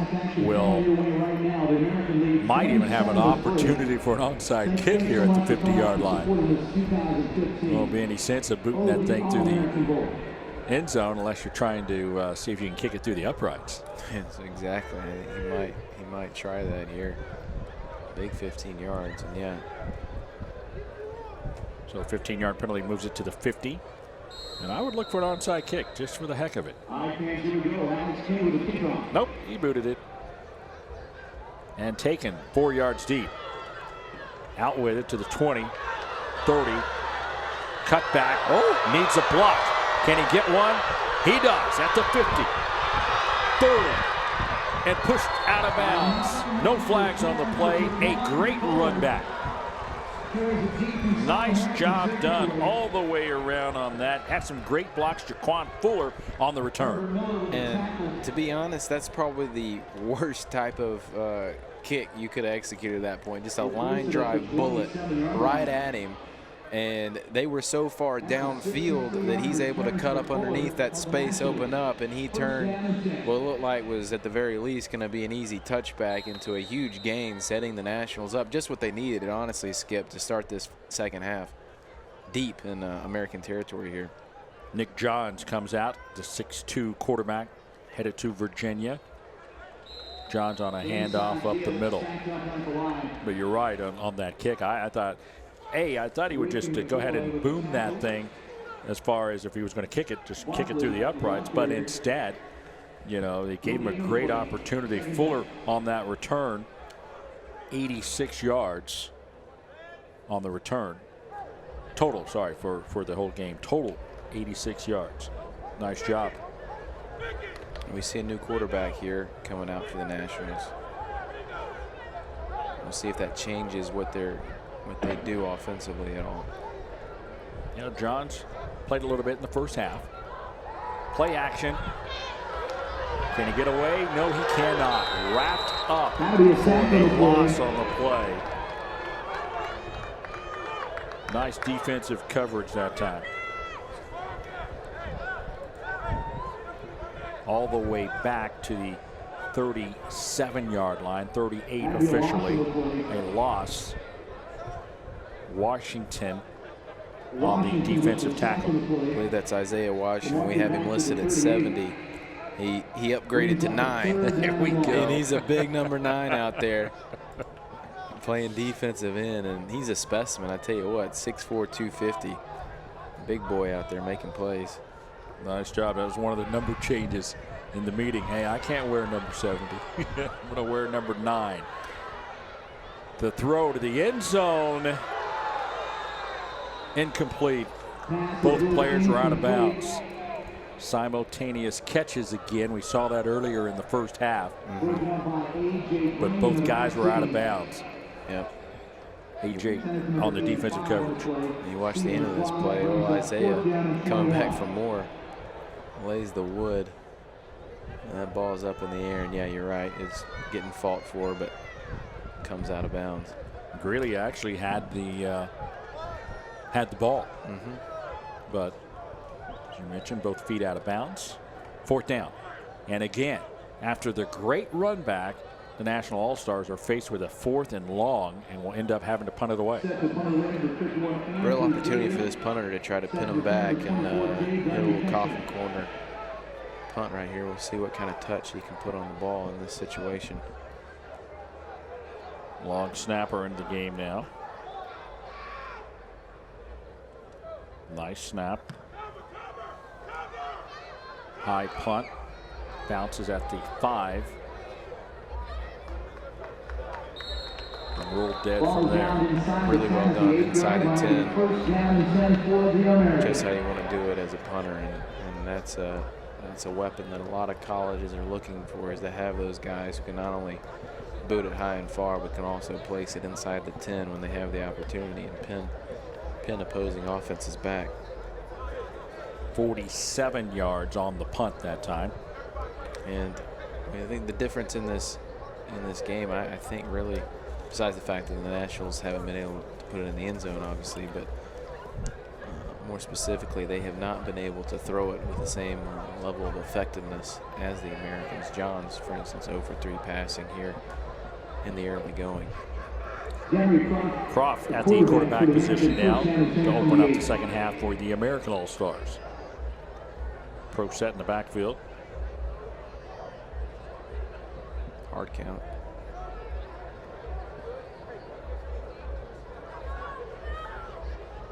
Takes a snap under center. Gives. No whistle as of yet. And finally they get the whistle.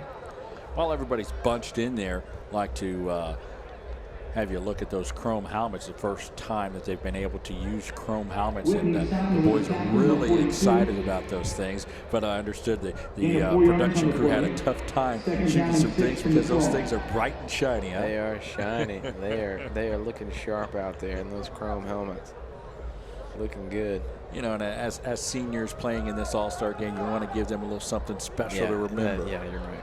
And it is special to have these slick uniforms out there and the cool helmets. It's a great experience. Second down call off tackle, nudging his way up to the 14-yard line. Kalen Heath on the carry. Going to Kansas State University. Kalen,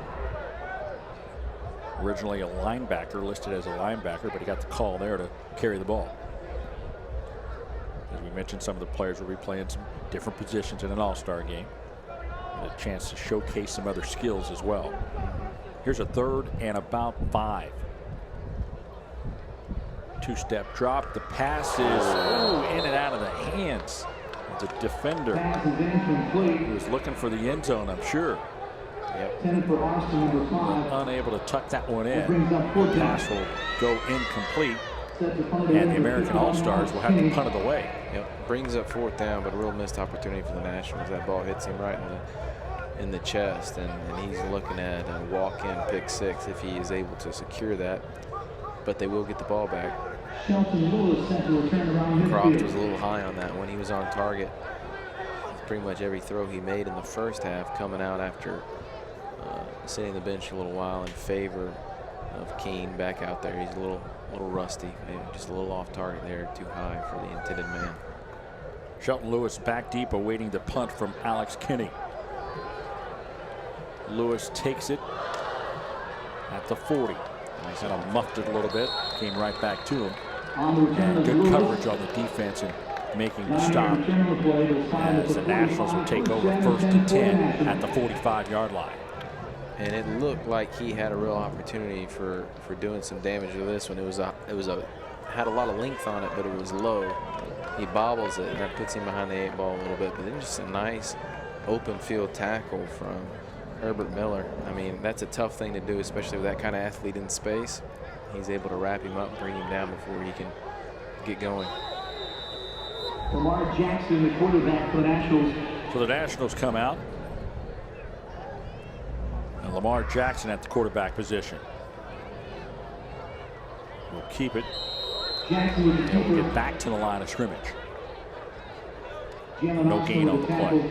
So the Nationals really have to get something sparked. They got to get something going. Thomas on that defensive tackle that time. Terry Thomas is on his way to FAU as well.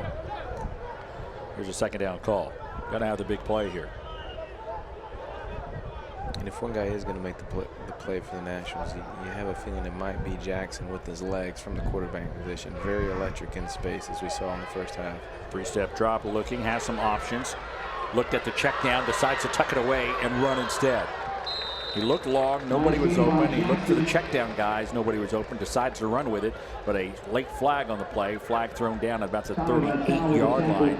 But a nice run from Jackson. Actually, I think that was his shoe, Skip. That was a yellow shoe out there. Okay. That was a yellow cleat. Looked like a flag. I thought it was too. But you see Jackson, he's got those lime green, yellow cleats.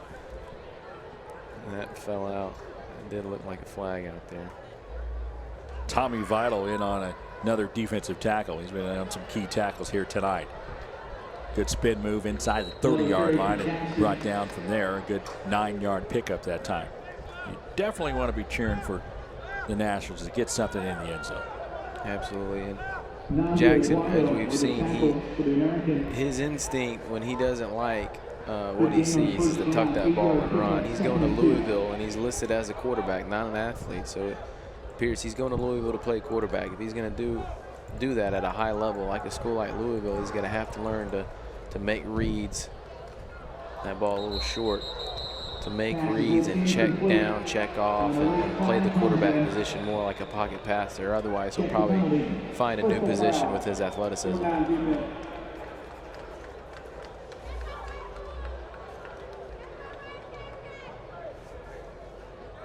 Looked like a little chippiness out there. Personal foul on the Americans. This is going to be a free 15 yards and a big 15 yards for the Nationals, who often sort of find themselves getting stopped up once they get into American territory, and that's 15 yards. You're going to take them inside the 20.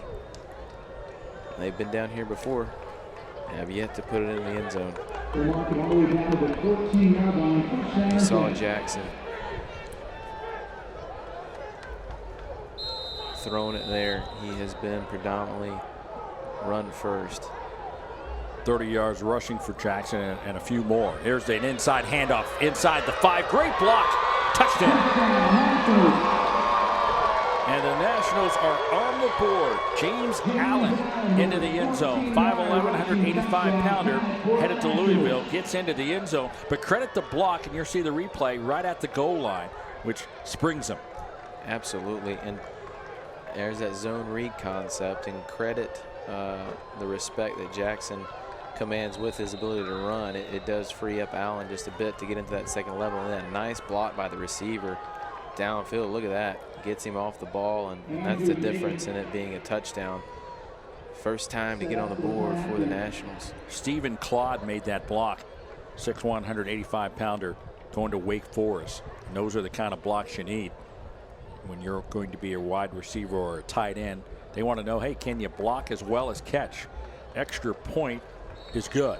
And the Nationals have a touchdown. And I'm sure they feel good about that. Absolutely. That was what they needed in terms of a first drive coming out in the second half. Taking that ball, marching it down the field. Score. That wasn't their first drive, correction. This is their second drive. But early going in the third quarter, getting the ball, taking it into the end zone and scoring. And this game gets a little bit more interesting now, 27-10. You know, and all set up on that return as well. Yep. you know, when the American All-Stars had the chance to either a onside kick or kick it through the end zone, they decided to give the returner an opportunity to run it back, and a great run back and a pretty good drive. And as you mentioned, got a game 27-10, plenty of time left to play. So don't go anywhere yet, fans. You're watching the Offense-Defense Bowl, presented to you by Live Play Sports. Yeah, and I don't expect the Americans to take their foot off the gas either in terms of what they're doing offensively. I still expect them to spread the ball around, throw it. They want to showcase what they think they can do well, and what they did well in the first half was air it out, spread you out, and get the ball downfield. So I look for them to continue to keep throwing even with the 17-point lead. Back deep is Perry, along with Stevenson. That one won't make it back to them. They have to come up and play that one. Perry coming to the near side, trying to find a seam, could not, and he is brought down at about the 27-28 yard line, and that's where the American All-Stars would take over. Their last possession, they actually had to punt it away.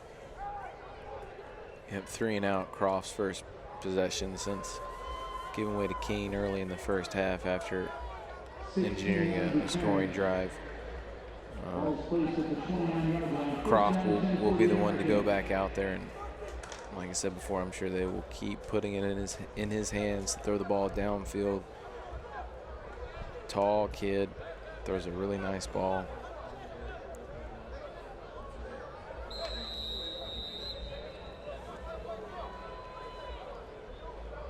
Croft at the quarterback position for the American All-Stars on a handoff to Stevens.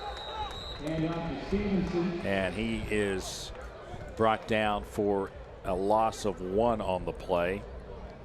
Howard on the defensive tackle. 2-yard loss of the play. 2nd and 12 for the 27.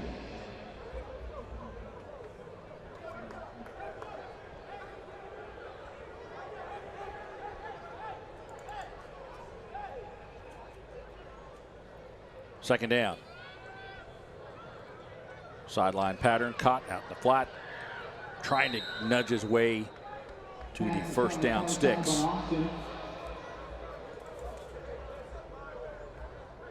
Austin, who had some great catches in the first half, comes up with a catch there, a little shy of the first down, 3rd down.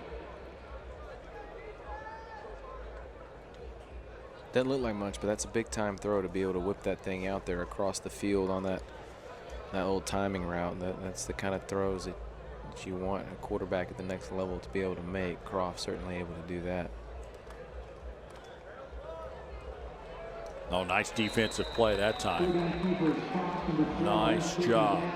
And that's good defensive awareness of knowing what's going to happen and preventing anything from happening. Zone read. We're not fooled by the fake to the running back. Croft was keeping it all the way, and he had guys on him right when he pulled it. Going to force this punt here. The Nationals taking a little bit of momentum here. There we go. Sharif Miller in on that last defensive play. A nice job.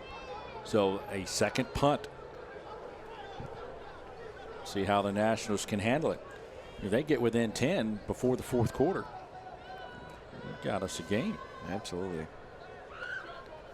Good snap. A low punt. On the bounce, can he pick it up? Oh, he got away from it instead. Didn't want to bobble it and mess it up, so that punt will roll inside the 10-yard line, and now we got some flags from all over the place. Wow.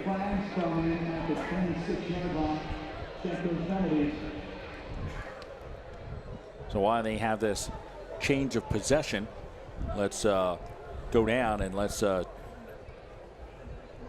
they're going to pick up the tempo a little bit as well. No huddle. Try to put the Americans on their heels. As we mentioned earlier, I think if they come up with another score before the quarter ends, Three-step drop. Out in the flat, sideline pattern, caught, and a first down. Nice job. He was 0 for 3 the entire game up to this drive, and now 2 quick throws out there on target with some nice heat on him. I mean, he's putting some mustard on that ball. It's a nice little arm action he has going out there, and a couple of completions have them moving now. DJ Moore on the reception that time for the Nationals, headed to Maryland. Nice catch there. Three-step drop in the pocket, throws post pattern, and it's incomplete, but a flag coming in. May have got some holding going on.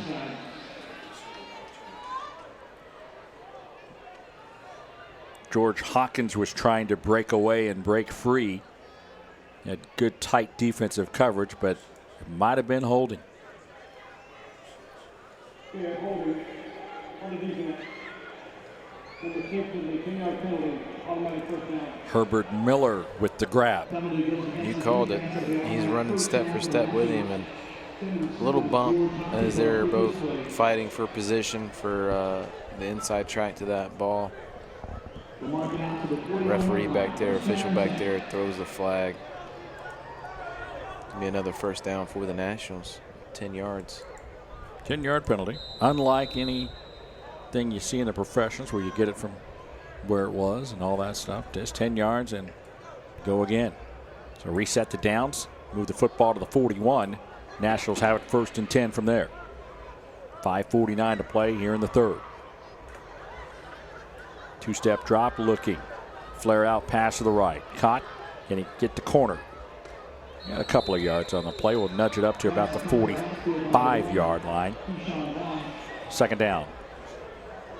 Vaughn makes the reception. Keyshawn headed to Tennessee. He's 5'10", 210-pound running back. So again, good awareness of where everybody is, checking down a little bit, not worried about throwing it away, wanting to move the football. But again, you know, they got the clock going. Got out of bounds on that one, which stopped it, but working against that clock. Draw play, trying to get outside and unable to do so. Good tackle on that right side. Did a good job that time. Gallo on that defensive tackle. It was a good pursuit from the defense. He tried to bounce it, thought he had an avenue to get to the outside, quickly closed down on him. Brings up this third and intermediate. Yeah, Nnamdi Ogayo did a great job coming back.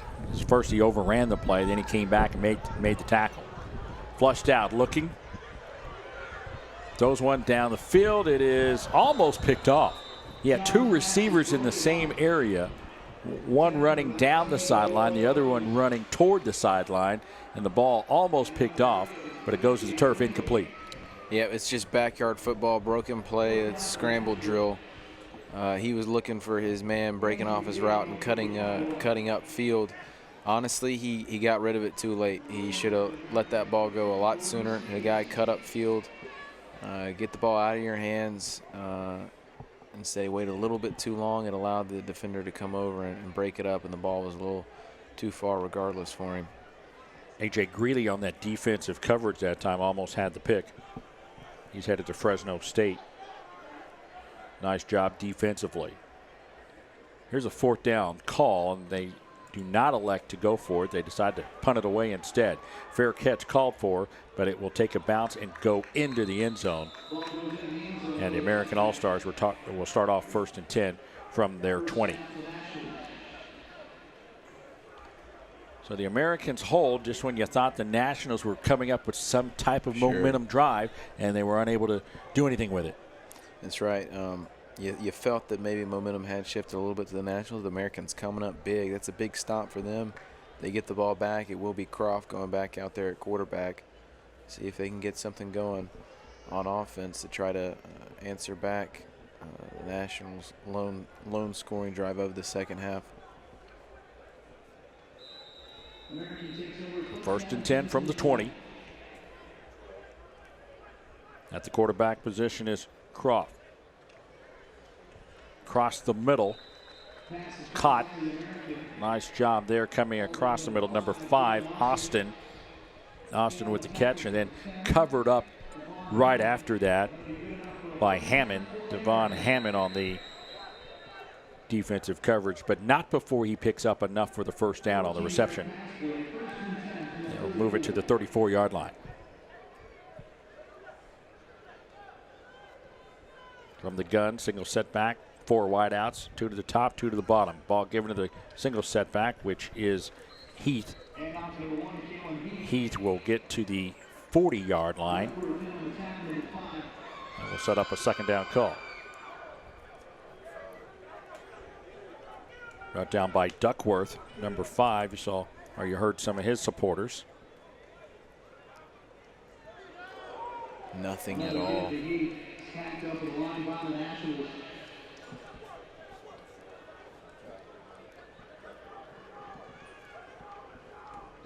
So third down as Duckworth makes another back-to-back tackle that time for the American All-Stars. Or check that for the National All-Stars.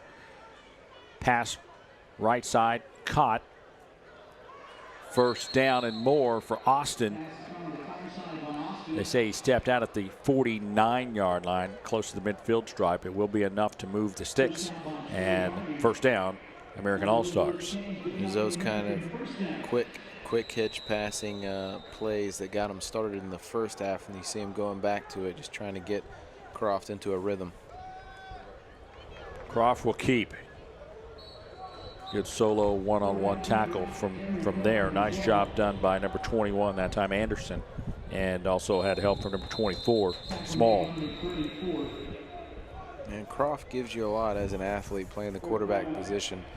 He's throws a great ball. He's gonna, that footwork is gonna just continue to get better as he goes to the next level. He obviously brings a little bit of an athleticism dynamic to the quarterback position, able to run a little bit. You saw it there. I really like him. I really like him as a quarterback. I think he throws a nice ball, really pretty ball, gets it out quick, high release. He's a big kid, 6'5". He's got a bright future ahead of him if he keeps working hard and keeps developing the skills God's given him. We talk about this Senior Bowl, but everything else that revolves around this bowl week is the youth as well.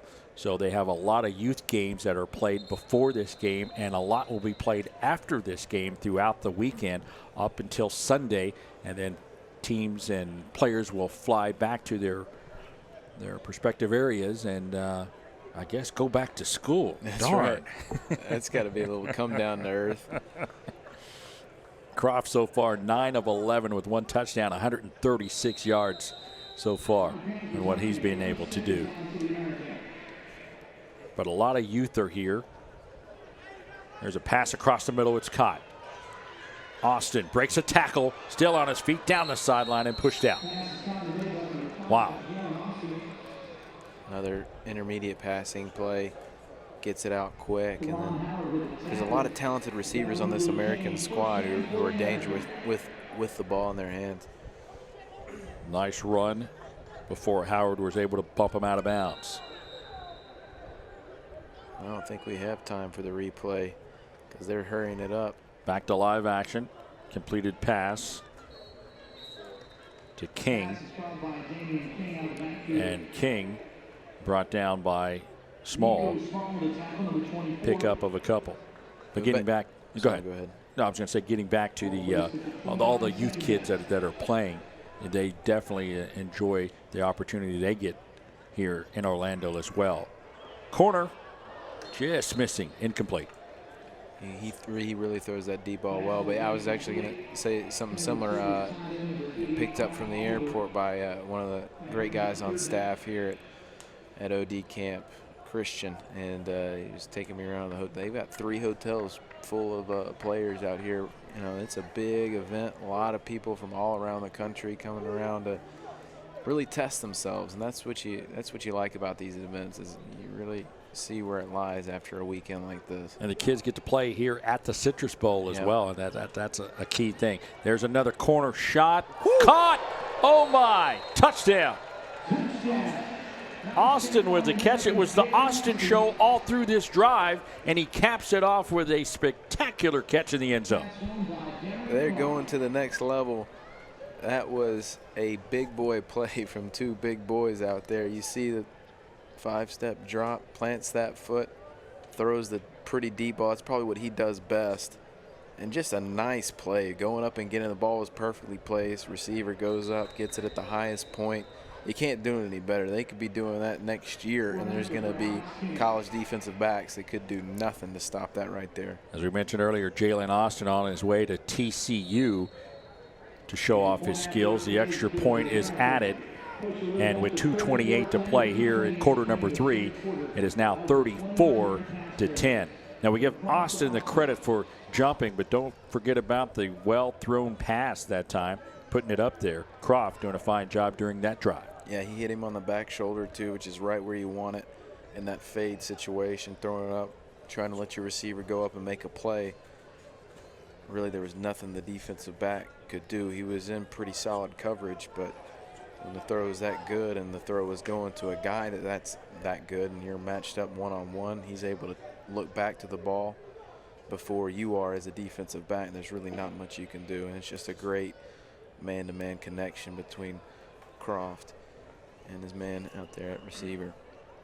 Also want to mention some of the diamonds in the rough players that are also seniors but not playing in this All-Star game, but they will be playing in some other games tomorrow and on Sunday. And you can catch all of that on liveplaysports.com. You can also catch it on OD as well. That's right. OD.com. So, throughout the rest of the weekend, plenty of football, plenty of all-star football right here. Yep, a lot of football at liveplaysports.tv with the OD camp. A lot of games, a lot of teams, as we said. It's going to be a fun weekend. That kick is 3 yards deep in the end zone. Coming out with it, crossing the 20-yard line, leaping up again. Not happening this time as he gets buried by Vitale. Tommy Vitale, number 57, making the stop. Vitale said, okay, we're not having any more of that jumping stuff going on. Yeah. We cut that out now. You see one guy do it, and another player's like, well, I can do that can too. do that, He yeah. wants to show what he can do in the air. All right, so the Nationals are back out on offense with their backs against the wall. Lamar Jackson back in at the quarterback position. Remember, Jackson headed to Louisville. And Jackson will keep it, get across the 30-yard line, or close to the 30. He might have nudged it a little bit past that, but they're going to give it a couple of yards on the carry. So nice job on the defensive tackle that time, number 59, Danny Thomas. Thomas has been in on some tackles as well. Short game play, 2nd and 7. Front line down there, number 78, Pujo, doing a fine job down there blocking. And that's number 32 to Barkley. Thomas on that defensive tackle that time. Yeah, Tarek Thomas just ate up his man at the line of scrimmage and then made the play in the backfield. That's a big time play when you can shed your block and then single-handedly go get him in the backfield. That's why Damakong Su, Marcel Darius, those guys get paid a lot of money on Sundays to do that right there. Flushed out, thrown across the middle, but it's incomplete. Intended for number 85, going across the middle, but could not hold on to it. That is Stephen Clodd. And it will set up a 4th down call. So that's a quick 3-and-out situation for the Nationals. And really, receiver let him down there for Jackson. I criticized him a little bit in the first half of just looking to tuck it and run whenever that first read wasn't there. That time he came off his route, bought some time, delivered the ball. It was there. Receiver got 2 hands on it. Got to bring that down. 4th down. They will punt it away.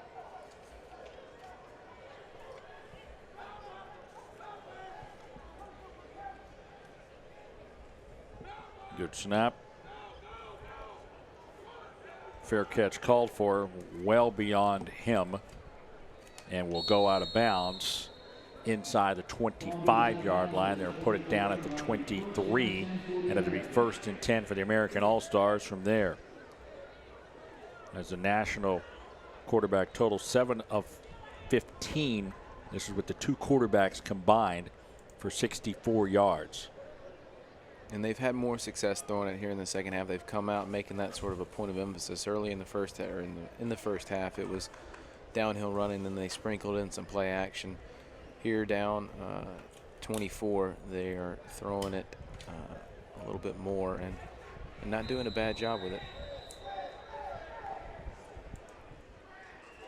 1:03 left to play here in the third quarter.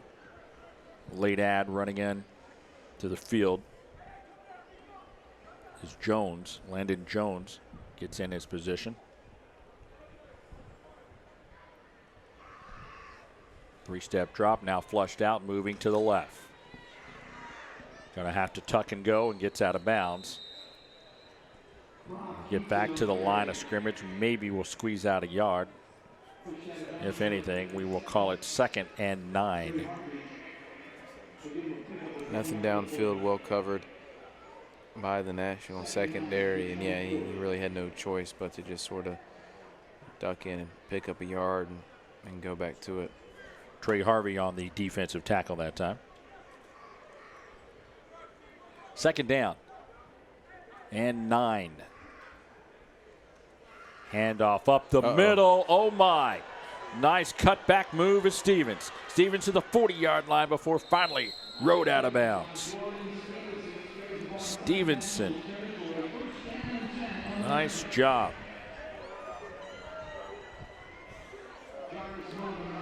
Jarvis Miller on the defensive tackle that time. There was a gaping hole. You see Big 75 doing a nice job clearing out that hole. And kid is talented at Stevenson. He's going to Texas. He's going to take that hole and turn it into something, and he does there, finally getting pushed deep into national territory. Jordan Stevenson. Oh, still on his feet. Will nudge inside the 30 to about the 25-yard line. That will be enough for a 1st down. Davis on the reception. Move the sticks. And Duckworth. Now, Duckworth, I believe, I remember hearing a story that there were at least 70 tickets bought for one of the players. And if I'm not mistaken, it could be Duckworth. Up the middle. Spin move. And brought down right before the 10-yard line. And, you know, when you're getting 50 to 70 tickets for your fans and your family and support, man, I mean, that's great a support stuff, group right there. Yeah, it is. Duckworth makes the tackle, and the American All-Stars try to run a play but whistles. We will see what the problem is, as clock is stopped with 9 seconds to play here in the third quarter.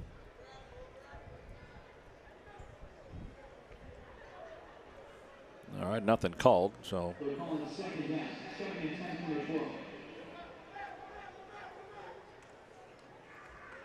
up the middle.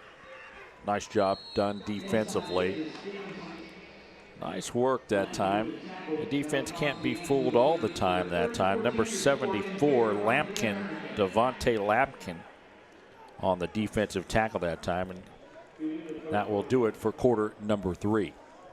And this national front line has held up pretty well for most of the game. They did give up that long run just a moment ago to Stevenson, but for the most part they have been very effective controlling the line of scrimmage. It's been all through the air where the Americans have had success, and it's the reason they put 34 points on the board is the arm of Croft and Keene going out to guys like Austin making plays downfield that have provided the fireworks for what has been an all-star game that's watched the Americans have a lot of success out there here today, up 34-10.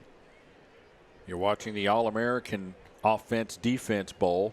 live from Orlando, Florida, here at the Citrus Bowl as we get set for the fourth and final quarter of this game.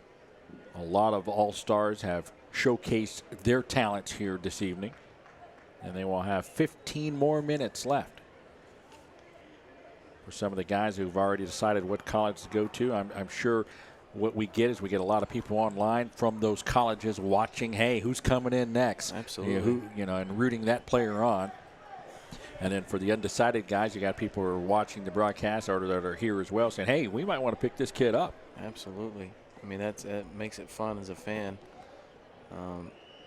These guys, they are, young guy, 18 years old, but they'll get to college and they will have multi-million-dollar programs on their backs during 4 years, and it's a big, heavy responsibility that I know they don't take lightly because they've been given a great opportunity and they're out here making the most of it. That they are. American quarterback totals so far, 251 yards, 18 of 25 passing. And we say totals because they've been changing quarterbacks. Same thing with the Nationals. They've been changing quarterbacks, so you put everything together in that combination. But, yeah, they are throwing that pill. So the start of the fourth quarter. Two-step drop back, looking to the right, and we'll have to keep it and get bumped out of bounds. Duckworth on the defensive tackle. Chance to take a look at it again. It's a nice play. He's a ball hawk. You see him right here at the bottom of your screen. Recognizes that Croft isn't going to throw it. Comes up and runs support, drives him out of bounds, and has a little something to say to him, too, afterwards. So they are out for the field goal. They will put it down at the 24. We'll make it a 34-yard field goal attempt. Chance for this kicker to show off the leg. And Kinney awaiting it. Ball down, kick on the way. It is no good. he hooked it. Off to the left. Pulled it just a bit. So the score remains 34-10. Duckworth fans yelling and screaming, hey, defensive stance that time. The Nationals will take possession of the football now. And, they want to be respectable and put some more points up on the board. Absolutely. It is a little out of hand at this point, but they're still going to play hard. They've got pride. And for a lot of these kids, it's going to be their last chance to compete as prep athletes. So they want to finish it on a strong note before they go off to college and not have a sour taste in their mouth. So I look for it to continue to be a hard-fought game going into the fourth quarter. So 1st and 10 from the 20. Pass across the middle is incomplete. It's close. Nice job breaking that thing up. A.J. Greeley on the defensive coverage that time, breaking that thing up. So it'll be 2nd and 10 with the ball marked at the 20-yard line. 14:36 to play here in the fourth quarter. So from the eye, handoff, fullback, couple of yards. Right down about the 26-yard line that time. Vitale again, another defensive tackle for him. And it will be 3rd and about 5, or short 4.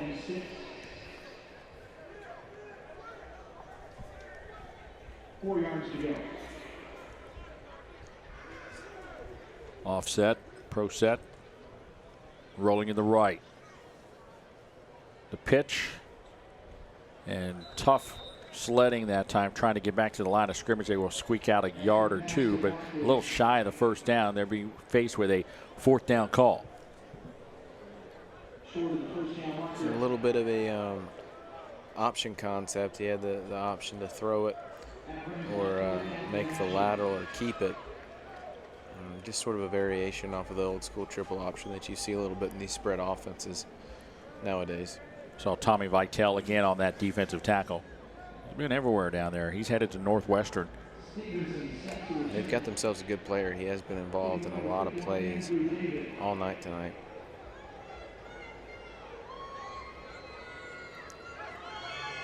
So 4th down call. They will elect to punt it away. Surprising. But they are backed up. Nice snap. Good kick.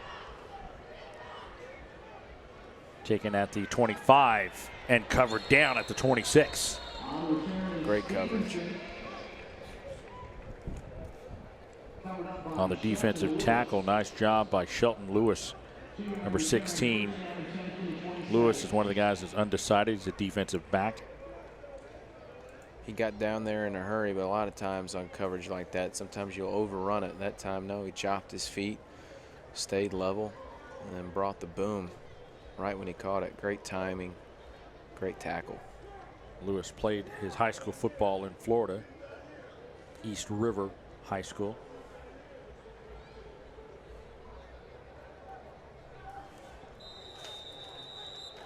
So 1st down, American All-Stars, who have the 34-10 lead.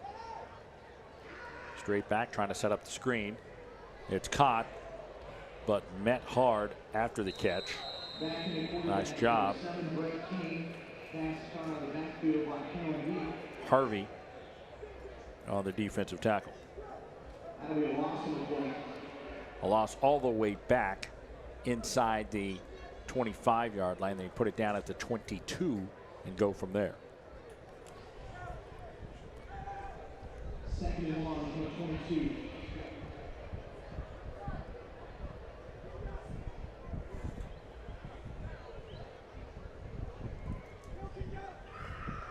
Straight back, flush to the right, the throw across the middle, incomplete. They say it hit the turf.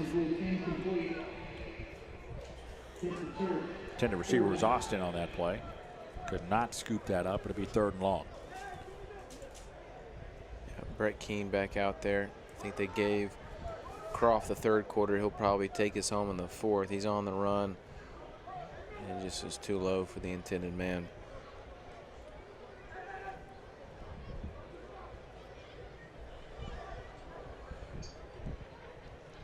So 3rd and long now for the American All-Stars.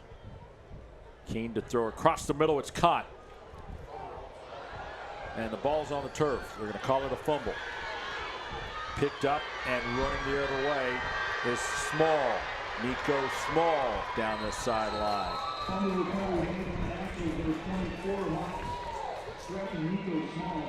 Damian King makes the touchdown saving tackle. So they had the catch and then the fumble as you take a look at it.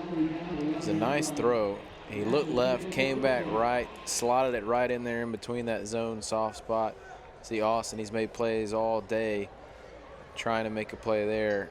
Ball just comes loose, picked up by Smalls, and he's dangerous with the ball in his hands. And from the defensive side of the ball, getting to the outside, just a real good athlete there, picking up some blocks, got a little caravan going, and they're set up pretty nicely and right at the 10-yard line. He had a good 1st quarter as well. He was all over the place. Not hurt a whole lot from 2nd and 3rd quarter. Near side, needs a block, gets it, touchdown. Fuller, or excuse me, Lamar Jackson in. Number 4, Lamar Jackson into the end zone. And the Nationals are back on the board touchdown-wise.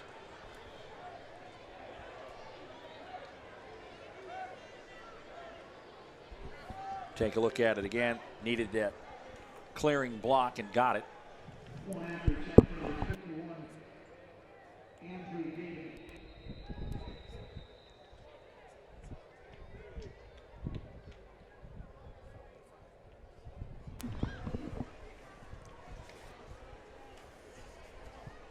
So awaiting the extra point. An opportunity to go for 2 as well, but they're going to let the kicker kick because that's what he does. Absolutely. Ball down, kick on the way. That is good.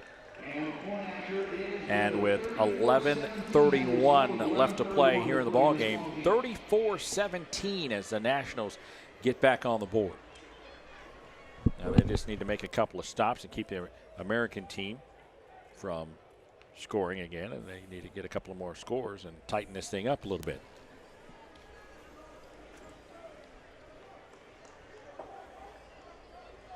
Yeah, it was a big play, and the Americans looking to drive the ball down the field and really ice this thing. Nationals pick the ball up, head the other way, quick score, and I wouldn't say it's completely out of reach. It's getting there, but still a small possibility of Nationals. Well, there's always that possibility. I mean, you've been watching the bowl games this week, and absolutely, and I'm sure a lot of fans that are watching have. And you know, Baylor blew the 20-point lead that they had and got beat with what, about 9 seconds left to play in the game. That's true. So anything is possible. Absolutely. The heck of a game that time, Michigan State on the comeback there. A lot of great bowl action going on throughout the holidays, New Year's, and of course the national championship game, the first ever playoff system. Wow. That will be taking place in Arlington, Texas. A couple good bowl games right here at this very spot. You still got Missouri, Minnesota in the end zone. They battled it out just yesterday. That they did. There's the kick. Booming. 3 yards deep. Out they come to the 10 and bumped down from there. And like you said, you know, there's no quit in anybody yet. They're coming out making some sticks, making some tackles. Zachary Thrift on that tackle. And when you can get aggressive kick coverage like that and have guys flying towards the ball downfield, running downhill, you really set your defense up in terms of momentum by just making a big hit and really, you know, giving juice to your supporters and to the players on the sideline getting ready to come out on defense. Don't underestimate that. It can be a big part of setting the tone of ball games. Keene has come back in on the offense. Brett Keene.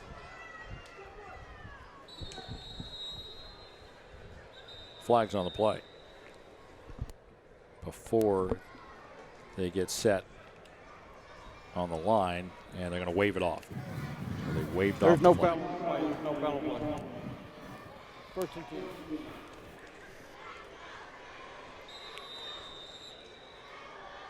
Well, let's do this again. First and 10. Trying to get to the outside. And we'll pick up a good 5 yards on the play. Stevens on the carry.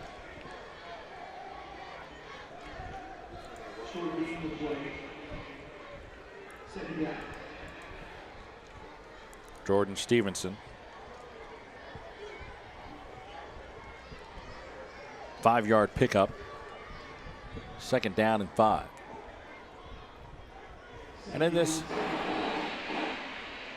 situation, if you are the national all-stars, you just want to try to keep it close. Keep playing hard. Keep trying to beat your man that's lined up across from you. You don't know, especially if you're undecided, you don't know who's watching you. If you are decided already, and you've already signed and you're already committed, then trust me, those fans are watching you. Fellow teammates are watching you. Yep. So you definitely want to give it all. No, it's a point of pride for these guys. They're lined up, and they know that there's a stud recruit on the other side of the ball lined up against them. Kids they might be playing against, they might even be playing with them. They want to make a statement. Stay with us. Toward the end of the game, we will be picking the offensive MVP, the defensive MVP, and the game MVP. That's coming up. In the end zone, trying to get out, uses the official as a little help that time, and finally decides to throw it away, out of bounds. Yeah, that's a smart quarterback. You can use the official as a shield, but right now, Keene is down right now. He took a shot at the end of that play, and yeah, he's still down there. You see it. So we watched that backside view, and watch him use the official right there. Coming around here, right about there. Okay, good. Yeah, set a screen for me, exactly. Yeah. And yeah, he did a nice job of escaping there. Gets rid of it, and that's legal. I don't have a problem with that hit. He got rid of it a little late, and the blow was coming and got him, looked like right underneath the chin strap, and I think he was still in bounds. Rocked him a little bit there. Hopefully he's okay. He's up. He looks good. Shaking up a little bit. He's all right. That's what he's saying. That'll work. And a nice hand from the fans that are here. No, he's a gamer. He's played tough while he's been out there. He's worked hard for everything, and I'm sure he's bummed that he has to come out off the field. But it's fourth down. He took a shot. That's fourth down. He did take a shot. Yeah, it is fourth down. You're right.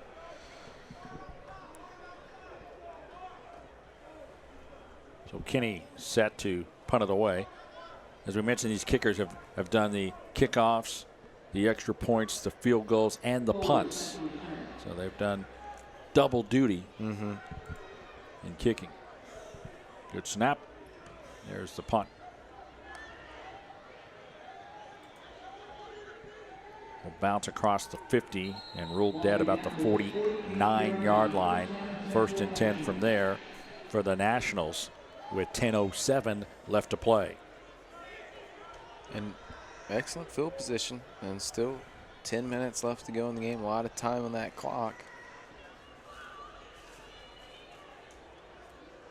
Nationals all of a sudden finding success on offense, helped by a turnover on defense that they forced, but all the same starting to maybe wear down this effective American defensive unit that has limited them once they got inside enemy territory up to this point.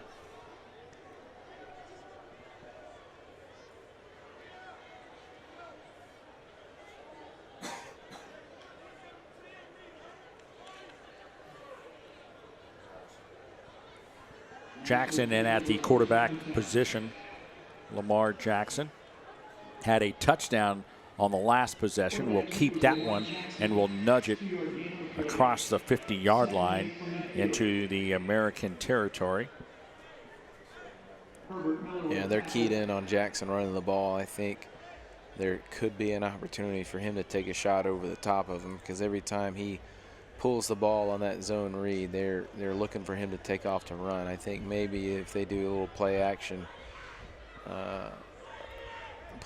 look off of that, I think they could have a chance to blow the top off of this defense.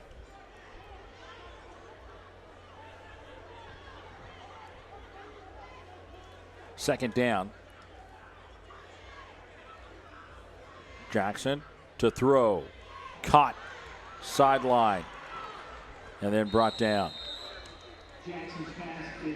Nice job. On the completion over there is DJ Moore on the reception.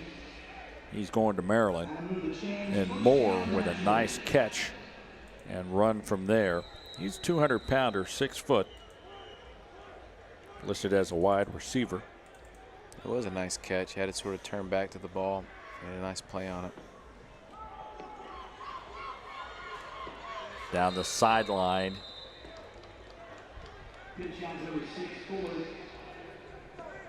Jaquan Fuller that time on the carry. Pickup of about 7. Kelly on the defensive tackle that time. He's just the sort of player, when he touches it, you kind of hold your breath because he's just that quick, you know? Yeah, anything could happen, huh? Explosive, quick, draw play. The hole was there initially. Closes up quickly, but not before he gets close to the first down. And he will have it. First down. He's not the biggest running back you'll see out there, but very hard runner. It was yards after contact there that pick up the first down.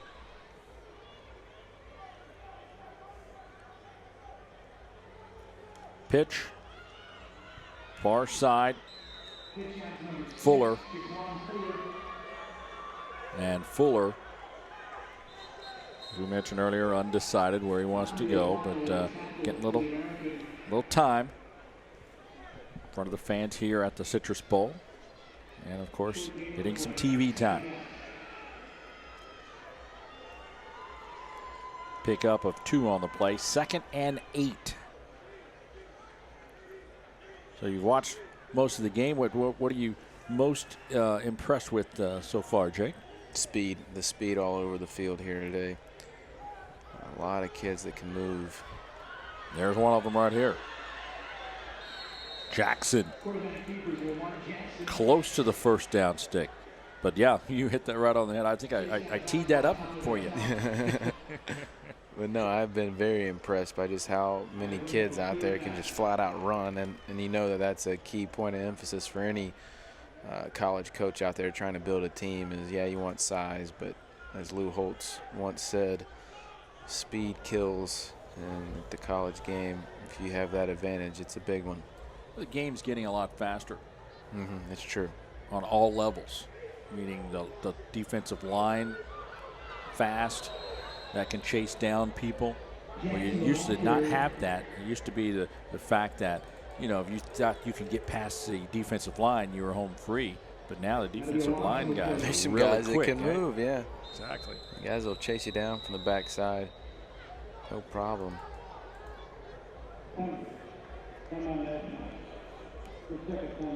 So the Nationals want a timeout. Yeah, 4th down. Talk this over, and it's a big 4th down conversion. They'll be going for it here.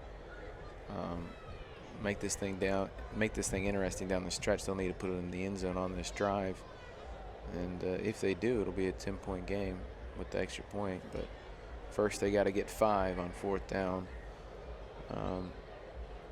I would look again for Jackson if he's in a quarterback to do some sort of play action look, trying to sell that run that they're keyed up on and maybe hit him over the top, because I think that's there when they've gone to it. Just a matter of execution. Well, let's see what they decide to do. They've been stopped before in the red zone, at least a couple of times tonight.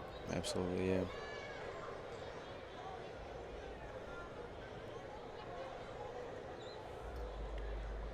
So 7:27 left to play in the ball game. From the timeout, here is a 4th down call. 4th and 4. Here's the rollout. Can he get the edge inside the 10 and then just throws it up in the air? He knew he wasn't going to get the first down, so he decided just to flip it and try to get lucky, but a flag on the play. It's not a shoe, right? Not a shoe. No, it's not a shoe that time. That is a hanky out there. And a late flag coming out there. We'll see what it is.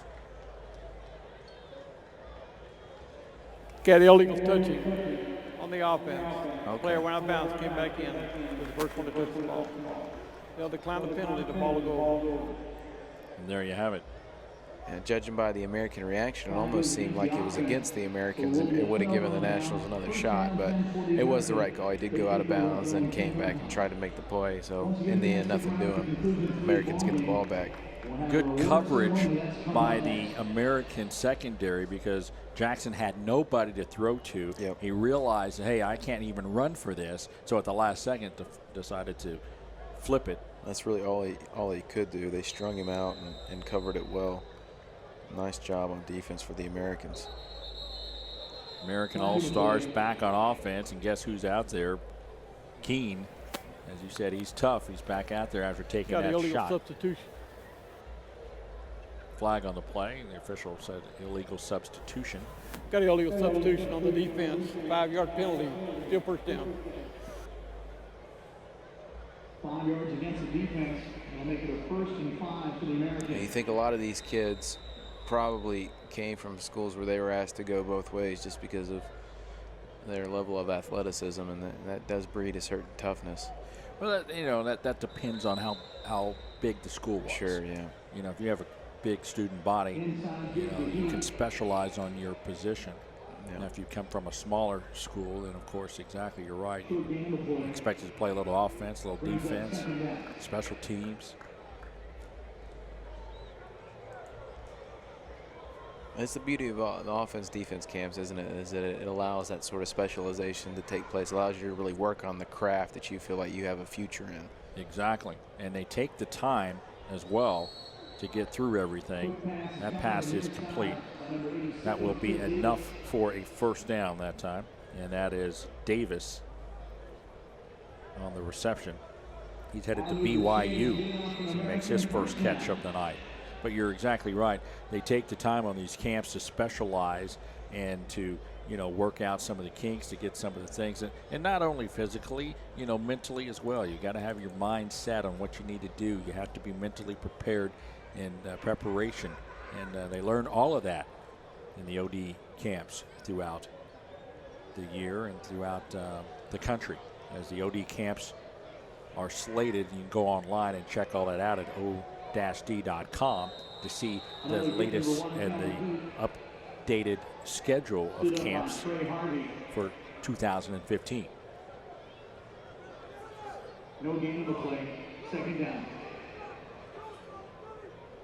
And speaking of the camps and the kids, I don't know if we can get a shot, but some of these kids that are here are lined up and sitting in the end zone now, and you'll get that opportunity to see some of those kids. There you get a shot if they're off to your left there.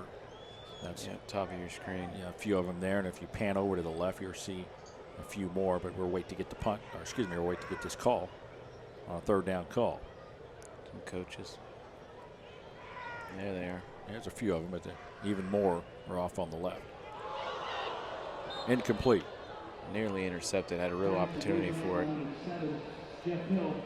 But that picture right behind you, those are some of the kids who are probably play today and the possibility of playing tomorrow as well. Yeah. Throughout the weekend. And that's a cool opportunity for those guys, is to come see, the older fellas out there doing their thing and saying, you know what, I want to play in that game one day. And that's a cool experience that they get to have at this age, knowing that this is maybe where they want to get to at some point. And seeing the smiles on their faces when they went through the line for autograph signing the other night, they were taking pictures with some of these guys as well. They really had a great time with that. That's all the experience coming out and being a part of the offense, defense, bowl week. End over end punt. Fair catch is called for, and they will have it inside the 40-yard line. They'll put it down at the 38. Numbers on Keene so far, 8 of 13, 83 yards. As we mentioned, he came back and did a fantastic job in getting back after he got bumped out of bounds.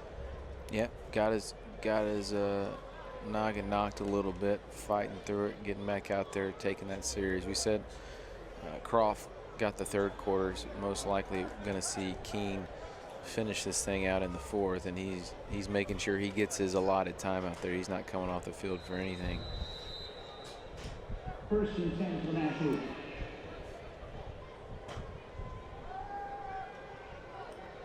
Looking out in the flats, that's a drop. Pass falls incomplete. The ball was there for him, but it's a little low.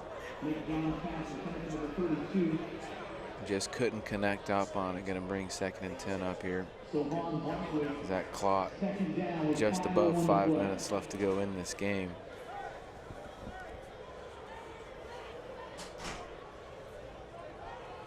John's out there at quarterback now, taking over for Jackson. More of your prototypical pocket passing type. Fake the draw, and he's going to get brought down for the sack. It was Nnamdi. Let me try this one here, Skip. Aguayo. Nnamdi Aguayo. That's it. That's what we'll go with. That's it. Hard name to say, hard man to block. He got through that line of scrimmage. Johns thought he might have a chance to get away. Nuh-uh. Brought down for the sack. I talked to Nnamdi the other night, and I said, hey, I'm not even going to try. You're going to have to tell me. Yeah. So he told me, and I said, okay. I didn't want to butcher that up. 3-step drop, looking, post pattern, caught across ball. the middle. And brought down at the 50-yard line, and that will be enough for a first down. Wow, nice job, and the drive stays alive for the National All-Stars. 17-yard pickup. First down.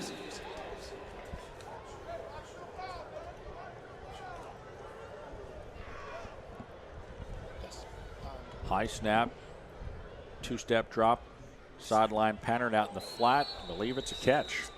It is. Nice catch on the near side here. Nicholson making his first catch. Tony Nicholson on his way to Baylor. 171-pound wide receiver. And John showing that arm talent. They got him invited here and got him a scholarship offer over at Virginia. Three-step drop, looking, throwing right, and it's incomplete. Miscommunication on that one. Yeah, the route's a little off a little bit. They'll face a third down situation. Coming inside the 3.5 mark.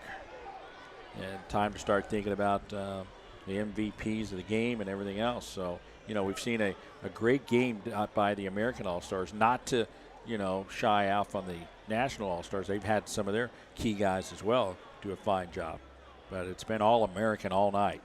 Yep, team-wise it has been the Americans' game. Fumble. Fumble. Ball on the turf. Fumble on the play.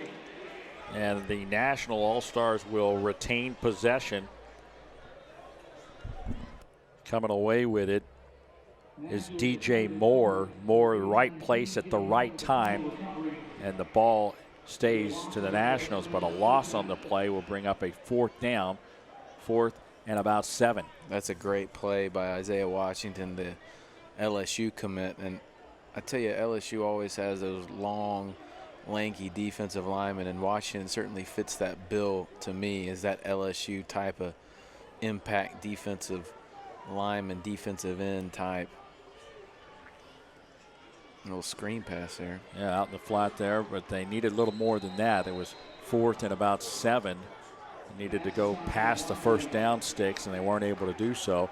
A little extracurricular going on the sideline. Officials are there. A little chippy. On a 34-17 game, yeah, you get that. And these players have been together. And, you know, and they weren't just together as a national team and an American team. They've been together, you know, throughout the week that they've been here, you know, and they've made new friends. And it just so happens that, you know, one of my friends may be on the other team. But you know what? It's all about the friendships made and the opportunity to possibly see each other in the long run in the next few years with college. Sure. Yeah, absolutely sure. So the ball will go over on downs to the American All-Stars, and they will take possession of the football at the 45-yard line with 2:26 left to play in the ball game. Keene back out there as the quarterback. Brett Keene on a handoff up the middle, breaking to the outside, getting across the first down sticks that time. Nice run. Stevenson on the carry. Nice job.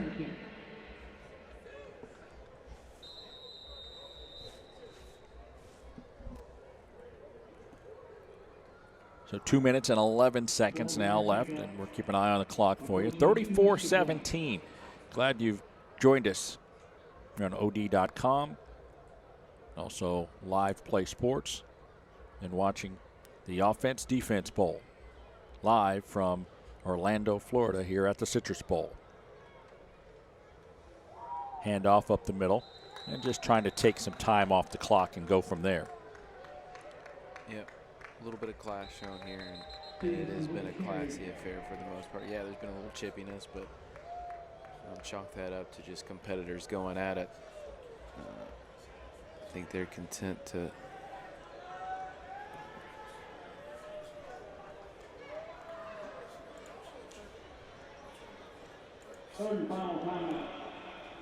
Nationals still competing out there. They want to get this ball back.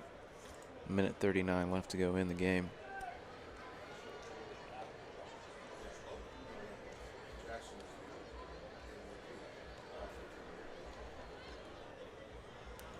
And as we wait for these two teams to get back after it, we do have the MVP, Skip, just coming in hot off the press. MVPs for tonight's action. We're pleased to announce that offensive MVP coming from the Nationals, Jackson, that quarterback out there who was so effective with his feet and doing it through the air as well. Lamar Jackson, the offensive MVP, 91 all-purpose yards. Nice. And we'll get back to the defensive MVP after this play. Trying to get to the outside. Ooh, nice defensive play that time. Trying to get to the outside. Stevenson. And speaking of Stevenson, you got some things on him, but we'll get to him in a minute. You got one more player. Center, yeah. Speaking of defensive MVP, though, number 10 for the Americans, and he's not on our roster as number 10, but it's Kelly, who made some catches, but was also just all over the place on defense, making tackle after tackle and just really impacting the game, as you saw throughout. Number 10 flashing around out there. Yeah, Jeremy Kelly, fine job as well. Third down. Pitch. That's Stevenson on the carry that time. That'll be fourth down. We are inside 1 minute to play. And that's funny. It was Jeremy Kelly who we had listed at number 2. He's at number 10 for actuality for the game, and he's our defensive MVP. But it is the true number 2 out there who just had that carry, who is our game MVP, Jordan Stevenson, the 5'9", 190 Texas commit at running back. He was all over the place, running wild for the Americans. Had himself a whale of a game. 91 all-purpose yards. He is our MVP. And the final making the score 34-17 in favor of the American All-Stars.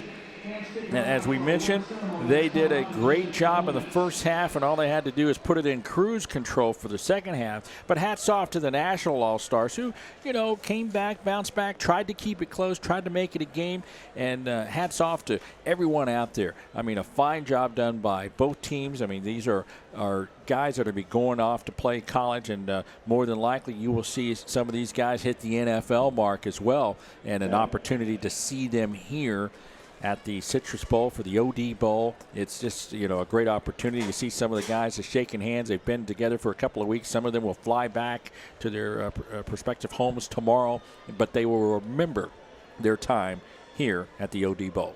Quite the legacy that this game has. We talked at the start of the broadcast, start of the telecast, all the great current NFL players that came through these doors. We talk about guys like Des Bryant, guys like Golden Tate, all kinds of impact players who are doing it at the NFL. That's where these guys want to get to, and man, it's been a wonderful opportunity to watch this game. And yeah, I'm looking at it right now. Cam Newton, Joe Hayden, Tavon Austin, Kelvin Benjamin, rookie out there this year. All kinds of players coming through this amazing event.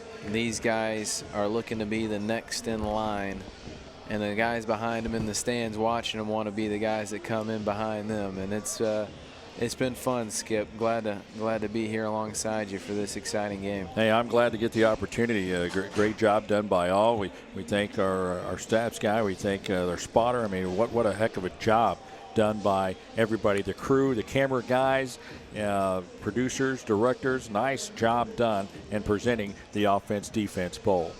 So once again, the final score, as the Americans dominated by a score of 34-17.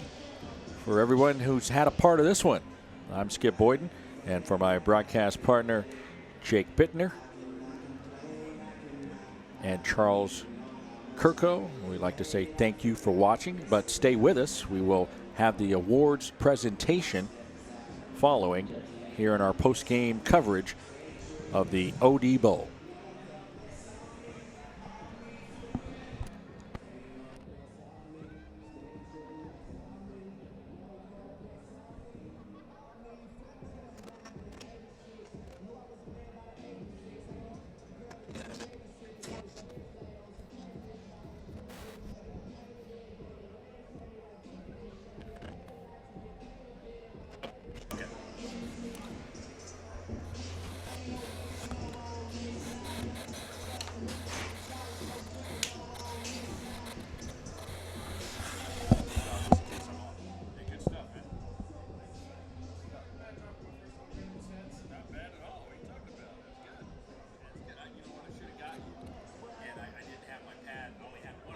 Hey, fans, my honor to announce an individual awards. First, let's announce our defensive MVP. Please welcome number 10, Jeremy Kelly.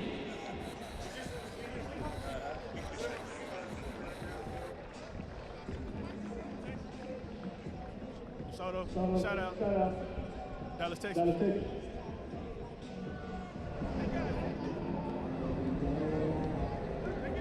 Next up, our offensive MVP. Please welcome number 4, Lamar Jackson.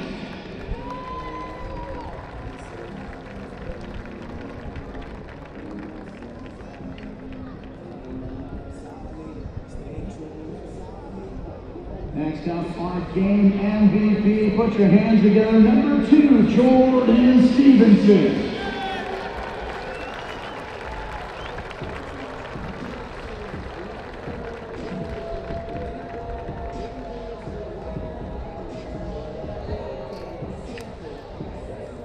And now let's present the championship trophy to the American victors of this 2015 Offense-Defense All-American Bowl.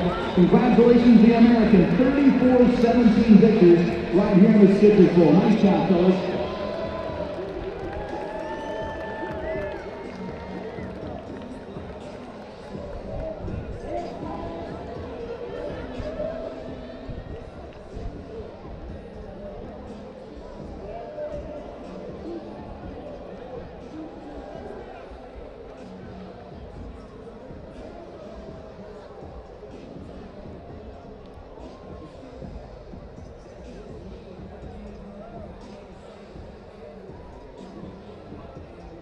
I'm here with the offensive MVP of the game.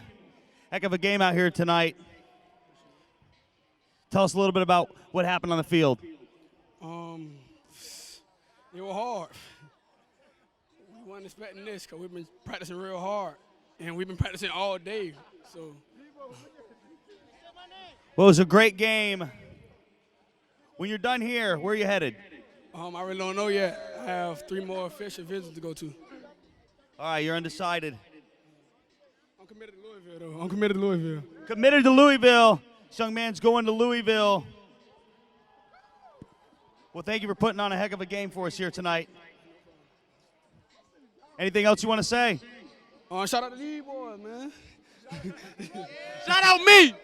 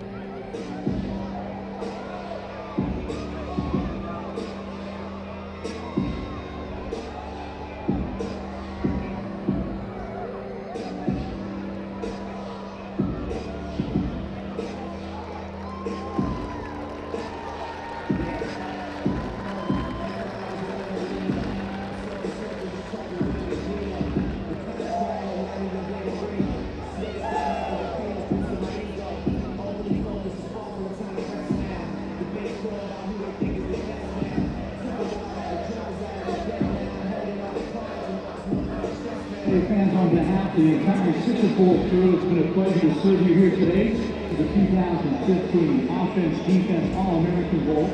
On behalf of everybody here, please drive home safely and enjoy the rest of your night. Good night, everybody.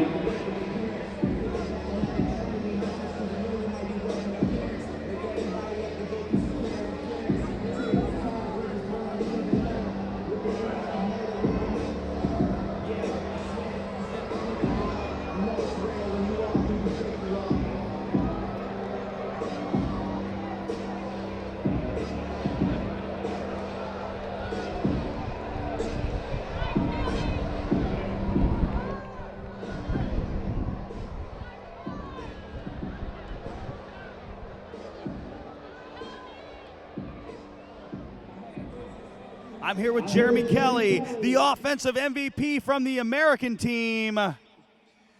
Jeremy, tell me a little bit about the game you had here tonight. It was a great team effort, great coaching staff. I'm glad I got to play with these guys, you know, all over the nation, going all over the world, going to do big things as freshmen in college. So, you know, just glad I was able to put on for my team and get the red team the victory. How's it feel to be the MVP and get the win here at the offensive defensive All-American Bowl? It feels great. You know, you come in just expecting for a win, hopefully some playing time. So, you know, being blessed with the MVP, I got to thank God for it. What high school are you playing out of? Salesian High School in Los Angeles. Which college are you going to go to? Undecided right now. Just got to go back home and talk to my mom about some things, and hopefully I get a decision soon. All right, is there anything else you want to tell the folks watching at home? Go Red Team. He says go Red. There you go. The guys worked hard. They're here, and they are champions. OD for life, baby. And my guys know it. Right there.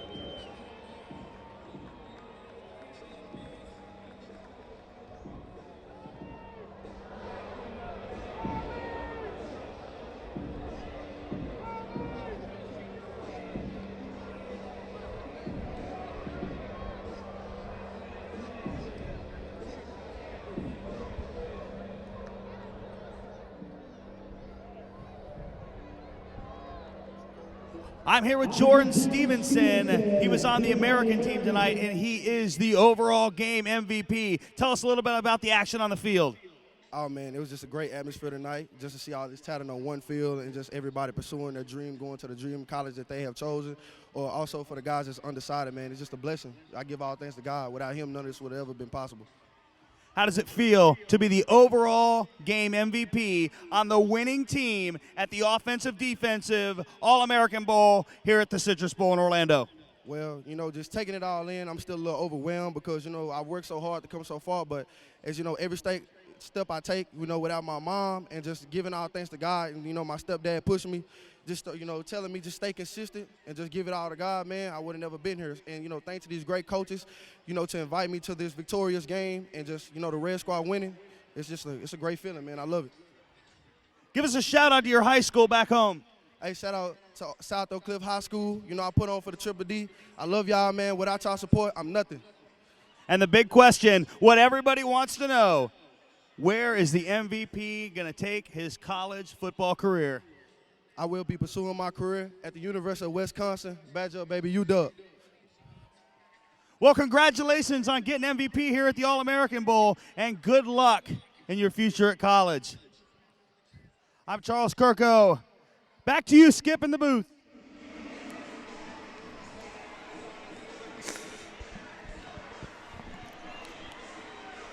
All right, thank you very much. Nice job by Charles Kirko down on the field.